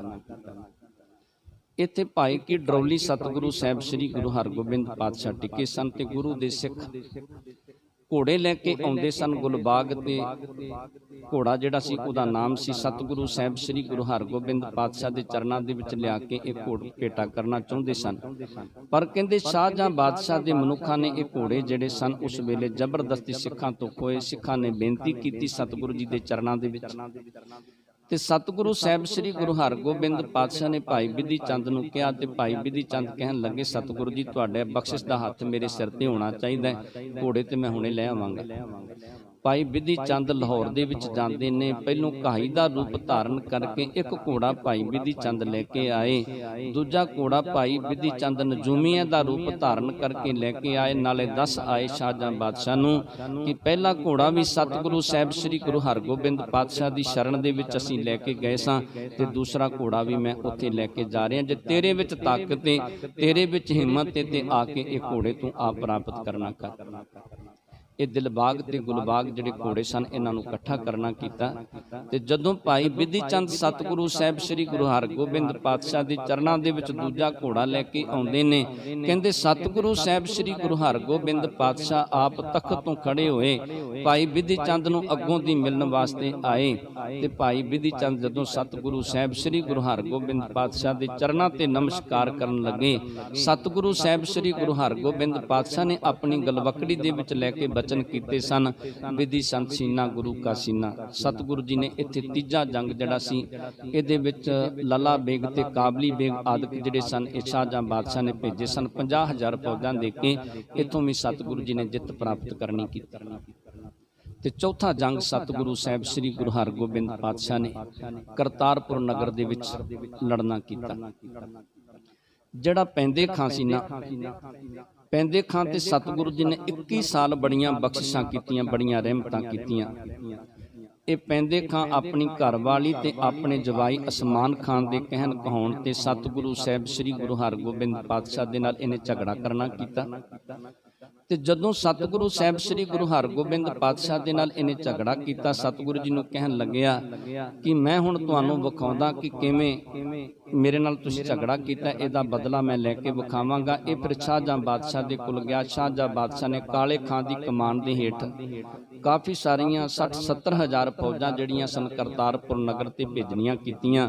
ਸਤਿਗੁਰੂ ਸਾਹਿਬ ਸ੍ਰੀ ਗੁਰੂ ਹਰਗੋਬਿੰਦ ਪਾਤਸ਼ਾਹ ਨੇ ਇੱਥੇ ਵੀ ਤਕਰੀਬਨ ਸਾਰੀਆਂ ਫੌਜਾਂ ਜਿਹੜੀਆਂ ਸਨ ਉਹਨਾਂ ਨੂੰ ਖਤਮ ਕਰ ਦਿੱਤਾ, ਮਾਰ ਦਿੱਤਾ। ਤੇ ਜਦੋਂ ਪੈਂਦੇ ਖਾਂ ਸਤਿਗੁਰੂ ਸਾਹਿਬ ਸ੍ਰੀ ਗੁਰੂ ਹਰਗੋਬਿੰਦ ਪਾਤਸ਼ਾਹ ਦੇ ਨਾਲ ਲੜਨ ਵਾਸਤੇ ਆਉਂਦਾ, ਪੈਂਦੇ ਖਾਂ ਇਹ ਗੱਲ ਕਹਿ ਕੇ ਆਇਆ ਸੀ ਕਿ ਮੈਂ ਸਤਿਗੁਰੂ ਜੀ ਨੂੰ ਘੋੜੇ ਦੇ ਸਮੇਤ ਚੁੱਕ ਕੇ ਲੈ ਆਵਾਂਗਾ। ਸਤਿਗੁਰੂ ਜੀ ਦੇ ਘੋੜੇ ਦੇ ਥੱਲੇ ਵੜਦਾ, ਸਤਿਗੁਰੂ ਜੀ ਢਾਲ ਮਾਰਦੇ ਨੇ, ਤੇ ਜਦੋਂ ਸਤਿਗੁਰੂ ਜੀ ਇਹਦੇ ਤੇ ਵਾਰ ਕਰਦੇ ਨੇ, ਸਤਿਗੁਰੂ ਸਾਹਿਬ ਸ੍ਰੀ ਗੁਰੂ ਹਰਗੋਬਿੰਦ ਪਾਤਸ਼ਾਹ ਦੇ ਨਾਲ ਇਹ ਜਦੋਂ ਇੱਕ ਤਲਵਾਰ ਲੈ ਕੇ ਸਤਿਗੁਰੂ ਜੀ ਦੇ ਸਾਹਮਣੇ ਹੋਇਆ, ਸਤਿਗੁਰੂ ਜੀ ਕਹਿਣ ਲੱਗੇ ਪੈਂਦੇ ਖਾਂ ਵਾਰ ਕਰਨਾ ਕਰ, ਕਿਤੇ ਤੇਰੇ ਅੰਦਰ ਭੁਲੇਖਾ ਰਹਿ ਜਾਵੇ ਕਿ ਕਿਤੇ ਮੈਂ ਪਹਿਲੋਂ ਵਾਰ ਕਰਦਾ ਤੇ ਮੈਂ ਵੱਜ ਜਾਣਾ ਸੀ ਤੇ ਸਤਿਗੁਰੂ ਜੀ ਨੂੰ ਖਤਮ ਕਰ ਦੇਣਾ ਸੀ। 3 ਵਾਰ ਕੀਤੇ ਪੈਂਦੇ ਖਾਂ ਨੇ, ਪਰ ਕਹਿੰਦੇ ਜਦੋਂ ਸਤਿਗੁਰੂ ਸਾਹਿਬ ਸ੍ਰੀ ਗੁਰੂ ਹਰਗੋਬਿੰਦ ਪਾਤਸ਼ਾਹ ਦਾ ਕੁਛ ਨਾ ਵਿਗਾੜ ਸਕਿਆ। ਸਤਿਗੁਰੂ ਜੀ ਕਹਿਣ ਲੱਗੇ ਪੈਂਦੇ ਖਾਂ ਵਿਦਿਆ ਤੇ ਤੈਨੂੰ ਬੜੀ ਸਿਖਾਈ ਸੀ, ਸ਼ਸਤਰ ਵਿਦਿਆ ਬੜੀ ਤੂੰ ਸਿੱਖੀ ਤੇ ਬੜੀ ਸਿਖਾਈ, ਪਰ ਅਖੀਰ ਵੇਲੇ ਉਹ ਸ਼ਸਤਰ ਵਿਦਿਆ ਤੇਰੇ ਕੰਮ ਨਹੀਂ ਆਈ। ਸਤਿਗੁਰੂ ਜੀ ਇੱਕ ਵਾਰ ਕਰਦੇ ਨੇ ਤੇ ਉਸੇ ਵੇਲੇ ਇਹਨੂੰ ਖਤਮ ਕਰ ਦਿੰਦੇ ਨੇ। ਜਦੋਂ ਤੜਫਦਾ ਤੇ ਸਤਿਗੁਰੂ ਸਾਹਿਬ ਸ੍ਰੀ ਗੁਰੂ ਹਰਗੋਬਿੰਦ ਪਾਤਸ਼ਾਹ ਇਹਦੇ ਉੱਤੇ ਢਾਲ ਦੀ ਛਾਂ ਕਰਦੇ ਨੇ। ਕਹਿਣ ਲੱਗਿਆ ਸਤਿਗੁਰੂ ਜੀ ਕਿਰਪਾ ਕਰਕੇ ਬਖਸ਼ ਦੇਵੋ। ਸਤਿਗੁਰੂ ਜੀ ਕਹਿਣ ਲੱਗੇ ਹੁਣ ਕਲਮਾ ਪੜ੍ਹਨੀਆਂ ਕਰ। ਤੇ ਉਸ ਤੋਂ ਬਾਅਦ ਕਾਲੇ ਖਾਂ ਸਤਿਗੁਰੂ ਸਾਹਿਬ ਸ੍ਰੀ ਗੁਰੂ ਹਰਗੋਬਿੰਦ ਪਾਤਸ਼ਾਹ ਦੇ ਨਾਲ ਲੜਨ ਵਾਸਤੇ ਆਇਆ, ਤੇ ਸਤਿਗੁਰੂ ਜੀ ਕਹਿਣ ਲੱਗੇ ਕਾਲੇ ਖਾਂ ਅਸੀਂ ਤੇਰੇ ਤੇ ਵਾਰ ਨਹੀਂ ਕਰਨਾ, ਤੂੰ ਚੜ ਕੇ ਆਇਆ ਤੇ ਹੁਣ ਤੂੰ ਵਾਰ ਕਰਨਾ ਕਰ। ਕਹਿੰਦੇ ਕਾਲੇ ਖਾਂ ਵੀ ਨਹੀਂ ਸਤਿਗੁਰੂ ਸਾਹਿਬ ਸ੍ਰੀ ਗੁਰੂ ਹਰਗੋਬਿੰਦ ਪਾਤਸ਼ਾਹ ਦੇ ਉੱਤੇ 3 ਵਾਰ ਕੀਤੇ। ਸਤਿਗੁਰੂ ਜੀ ਕਹਿਣ ਲੱਗੇ ਕਾਲੇ ਖਾਂ ਤੈਨੂੰ ਵਿਦਿਆ ਸਿਖਾਉਣ ਵਾਲਾ ਤੇਰਾ ਗੁਰੂ ਕੱਚਾ ਸੀ, ਅਸੀਂ ਸਿਖਾਉਣੇ ਆ ਕਿ ਕਿਵੇਂ ਵਾਰ ਕਰੀਦਾ। ਕਹਿੰਦੇ ਸਤਿਗੁਰੂ ਸਾਹਿਬ ਸ੍ਰੀ ਗੁਰੂ ਹਰਗੋਬਿੰਦ ਪਾਤਸ਼ਾਹ ਇੱਕ ਵਾਰ ਕਰਦੇ ਨੇ, ਕਹਿੰਦੇ ਇਹਨੂੰ ਇਸ ਤਰ੍ਹਾਂ ਵੱਢ ਦਿੰਦੇ ਨੇ ਜਿਵੇਂ ਕਹਿੰਦੇ ਕੋਈ ਜਨੇਊ ਧਾਰਨ ਕਰਦਾ ਨਾ, ਇਸ ਤਰ੍ਹਾਂ ਸਤਿਗੁਰੂ ਜੀ ਇਹਦੇ 2 ਟੁਕੜੇ ਕਰ ਦਿੱਤੇ। ਇੱਥੋਂ ਫਿਰ ਸਤਿਗੁਰੂ ਸਾਹਿਬ ਸ੍ਰੀ ਗੁਰੂ ਹਰਗੋਬਿੰਦ ਪਾਤਸ਼ਾਹ ਕਰਤਾਰਪੁਰ ਦਾ ਜੰਗ ਲੜ ਕੇ ਸਤਿਗੁਰੂ ਜੀ ਨੇ ਕਮਰ ਕੱਸਾ ਖੋਲਿਆ ਤੇ ਕੀਰਤਪੁਰ ਨਗਰ ਦੇ ਵਿੱਚ ਆ ਜਾਂਦੇ ਨੇ। ਕੀਰਤਪੁਰ ਨਗਰ ਜਿਹੜਾ ਸੀ ਬਾਬਾ ਗੁਰਦਿੱਤਾ ਜੀ ਸਤਿਗੁਰੂ ਸਾਹਿਬ ਸ੍ਰੀ ਗੁਰੂ ਹਰਗੋਬਿੰਦ ਪਾਤਸ਼ਾਹ ਦੇ ਵੱਡੇ ਸੁਪੁੱਤਰ ਨੇ ਵਸਾਇਆ ਸੀ। ਅਖੀਰਲਾ ਸਾਰਾ ਸਮਾਂ ਸਤਿਗੁਰੂ ਸਾਹਿਬ ਸ੍ਰੀ ਗੁਰੂ ਹਰਗੋਬਿੰਦ ਪਾਤਸ਼ਾਹ ਨੇ ਇੱਥੇ ਕੀਰਤਪੁਰ ਨਗਰ ਦੇ ਵਿੱਚ ਵਸਾਉਣਾ ਕੀਤਾ ਤੇ ਕੀਰਤਪੁਰ ਨਗਰ ਦੇ ਵਿੱਚ ਹੀ ਸਤਿਗੁਰੂ ਸਾਹਿਬ ਸ੍ਰੀ ਗੁਰੂ ਹਰਗੋਬਿੰਦ ਪਾਤਸ਼ਾਹ ਜੋਤੀ ਜੋ ਸਮਾਉਂਦੇ ਨੇ ਤੇ ਸਤਿਗੁਰੂ ਸਾਹਿਬ ਸ੍ਰੀ ਗੁਰੂ ਹਰਗੋਬਿੰਦ ਪਾਤਸ਼ਾਹ ਨੇ ਅਨੇਕਾਂ ਹੀ ਬਖਸ਼ਿਸ਼ਾਂ ਜਿਹੜੀਆਂ ਸਨ ਉਹ ਸਿੱਖਾਂ ਤੇ ਕੀਤੀਆਂ। ਇਹ ਗੱਲ ਸਮਝਾ ਦਿੱਤੀ ਕਿ ਜਿਹੜਾ ਕਾਰਜ ਜਿਹੜਾ ਨਾ ਜਿਹੜਾ ਸ਼ਰੀਫੀ ਦੇ ਨਾਲ ਕਾਰਜ ਨਹੀਂ ਬਣਦਾ ਉਹ ਤਲਵਾਰ ਦੇ ਨਾਲ ਬਣ ਸਕਦਾ ਹੈ। ਉਹ ਤਲਵਾਰ ਦੀ ਤਾਕਤ ਦੇ ਨਾਲ ਰਾਜ ਭਾਗ ਜਿਹੜਾ ਉਹ ਪ੍ਰਾਪਤ ਕੀਤਾ ਜਾ ਸਕਦਾ ਹੈ। ਇਹ ਸਤਿਗੁਰੂ ਸਾਹਿਬ ਸ੍ਰੀ ਗੁਰੂ ਹਰਗੋਬਿੰਦ ਪਾਤਸ਼ਾਹ ਨੇ ਸਿਖਾਉਣਾ ਕੀਤਾ ਤੇ ਅਨੇਕਾਂ ਹੀ ਸਿੱਖਾਂ ਦੇ ਉੱਤੇ ਸਤਿਗੁਰੂ ਜੀ ਨੇ ਬੜੀਆਂ ਬਖਸ਼ਿਸ਼ਾਂ ਕੀਤੀਆਂ। ਜਿਵੇਂ ਭਾਈ ਗੋਪਾਲੇ ਦੇ ਉੱਤੇ ਜਦੋਂ ਭਾਈ ਗੋਪਾਲੇ ਨੂੰ ਸਤਿਗੁਰੂ ਜੀ ਬਚਨ ਕਰਦੇ ਨੇ, ਸਤਿਗੁਰੂ ਜੀ ਨੇ ਇੱਥੇ ਜਿਸ ਵੇਲੇ ਹਰਗੋਬਿੰਦਪੁਰੇ ਦੇ ਨਗਰ ਵਿੱਚ ਜਦੋਂ ਦੂਸਰਾ ਜੰਗ ਸਤਿਗੁਰੂ ਜੀ ਨੇ ਲੜਿਆ ਤੇ ਉਸ ਤੋਂ ਬਾਅਦ ਸਤਿਗੁਰੂ ਜੀ ਦੀ ਹਜ਼ੂਰੀ ਦੇ ਵਿੱਚ ਭਾਈ ਸੁਭਾਗਾ 5 ਘੋੜੇ ਲੈ ਕੇ ਆਇਆ ਸੀ।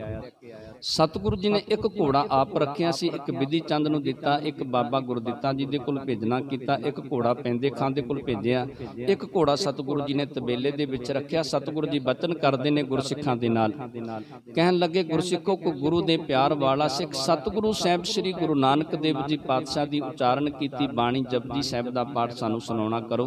ਜਿਹੜਾ ਸੁੱਧ ਪਾਠ ਸਾਨੂੰ ਸੁਣਾਉਣਾ ਕਰੇਗਾ, ਜੋ ਮੰਗੇਗਾ ਅਸੀਂ ਉਹਦੇ ਤੇ ਬਖਸ਼ਿਸ਼ ਕਰਾਂਗੇ।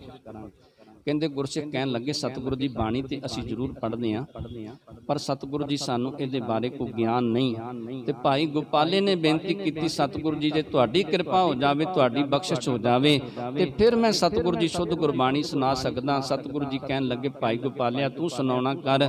ਕਹਿੰਦੇ ਭਾਈ ਗੋਪਾਲੇ ਨੇ ਜਦੋਂ ਸਤਿਗੁਰੂ ਸਾਹਿਬ ਸ੍ਰੀ ਗੁਰੂ ਹਰਗੋਬਿੰਦ ਪਾਤਸ਼ਾਹ ਨੂੰ ਪਾਠ ਸੁਣਾਉਣਾ ਕੀਤਾ, ਸਤਿਗੁਰੂ ਜੀ ਬੜੇ ਪਿਆਰ ਦੇ ਵਿੱਚ ਇਹਨੂੰ ਆਪਣੇ ਕੋਲ ਬਿਠਾਇਆ ਤੇ ਪਾਠ ਸੁਣਦੇ ਰਹੇ। ਜਦੋਂ ਅਖੀਰ ਦੇ ਉੱਤੇ ਸਤਿਗੁਰੂ ਜੀ ਇਹ ਪਾਠ ਸੁਣਦੇ ਨੇ, ਜਦੋਂ ਸ਼ਲੋਕ ਦੇ ਉੱਤੇ ਆ ਜਾਂਦਾ, ਸ਼ਲੋਕ ਪੜ੍ਹਨਾ ਸ਼ੁਰੂ ਕਰਦਾ, ਸਤਿਗੁਰੂ ਜੀ ਗੱਦੀ ਤੋਂ ਇੱਕ ਪਾਸੇ ਨੂੰ ਹੁੰਦੇ ਨੇ।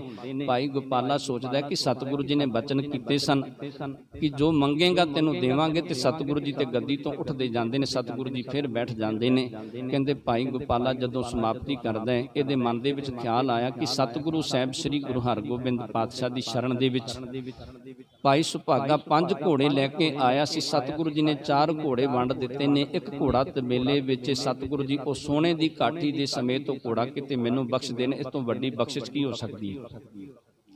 ਸਤਿਗੁਰੂ ਜੀ ਨੇ ਗੁਰਸਿੱਖਾਂ ਨੂੰ ਕਿਹਾ ਕਿ ਜਾਓ ਘੋੜਾ ਖੋਲ ਕੇ ਲਿਆਉਣਾ ਕਰੋ। ਘੋੜਾ ਲਿਆਂਦਾ। ਸਤਿਗੁਰੂ ਜੀ ਭਾਈ ਗੋਪਾਲੇ ਨੂੰ ਘੋੜਾ ਵੀ ਦਿੰਦੇ ਨੇ, ਬਚਨ ਕਰਦੇ ਨੇ, ਕਹਿਣ ਲੱਗੇ ਗੋਪਾਲਿਆ ਅਸੀਂ ਤੇ ਤੇਰੇ ਤੇ ਇੰਨੇ ਪ੍ਰਸੰਨ ਹੋਏ ਸਾਂ, ਤੂੰ ਸਤਿਗੁਰੂ ਸਾਹਿਬ ਸ੍ਰੀ ਗੁਰੂ ਨਾਨਕ ਦੇਵ ਜੀ ਪਾਤਸ਼ਾਹ ਦੀ ਬਾਣੀ ਇੰਨੇ ਪਿਆਰ ਦੇ ਵਿੱਚ ਇਕਾਗਰ ਚਿੱਤ ਹੋ ਕੇ ਸੁਣਾਈ। ਅਸੀਂ ਚਾਹੁੰਦੇ ਸਾਂ ਕਿ ਅਸੀਂ ਤੈਨੂੰ ਗੁਰਤਾ ਗੱਦੀ ਦਾ ਮਾਲਕ ਬਣਾ ਦਈਏ, ਪਰ ਭਾਈ ਗੋਪਾਲਿਆ ਤੇਰੇ ਮਨ ਦੇ ਵਿੱਚ ਇਹ ਖਿਆਲ ਆਇਆ ਘੋੜੇ ਦਾ, ਅਸੀਂ ਘੋੜਾ ਵੀ ਤੈਨੂੰ ਦੇ ਦਿੱਤਾ ਤੇ ਜਾਂ ਤੈਨੂੰ ਅਸੀਂ ਮੁਕਤੀ ਦੀ ਵੀ ਦਾਤ ਦਿੱਤੀ। ਇਸ ਤਰ੍ਹਾਂ ਦੀਆਂ ਬਖਸ਼ਿਸ਼ਾਂ ਸਤਿਗੁਰੂ ਸਾਹਿਬ ਸ੍ਰੀ ਗੁਰੂ ਹਰਗੋਬਿੰਦ ਪਾਤਸ਼ਾਹ ਨੇ ਗੁਰਸਿੱਖਾਂ ਤੇ ਕੀਤੀਆਂ। ਅੱਜ ਦੇ ਦਿਨ ਸਤਿਗੁਰੂ ਸਾਹਿਬ ਸ੍ਰੀ ਗੁਰੂ ਹਰਗੋਬਿੰਦ ਪਾਤਸ਼ਾਹ ਨੇ ਵਡਾਲੀ ਨਗਰ ਦੇ ਵਿੱਚ ਅਵਤਾਰ ਧਾਰਨ ਕੀਤਾ। ਸਮੂਹ ਸੰਗਤਾਂ ਸਤਿਗੁਰੂ ਸਾਹਿਬ ਸ੍ਰੀ ਗੁਰੂ ਹਰਗੋਬਿੰਦ ਪਾਤਸ਼ਾਹ ਦਾ ਅਵਤਾਰ ਪੁਰਬ ਮਨਾਉਂਦੀਆਂ ਨੇ। ਆਪ ਸਭ ਨੂੰ ਸਤਿਗੁਰੂ ਸਾਹਿਬ ਸ੍ਰੀ ਗੁਰੂ ਹਰਗੋਬਿੰਦ ਪਾਤਸ਼ਾਹ ਦੇ ਅਵਤਾਰ ਪੁਰਬ ਦੀ ਲੱਖ ਲੱਖ ਵਧਾਈ ਹੋਵੇ।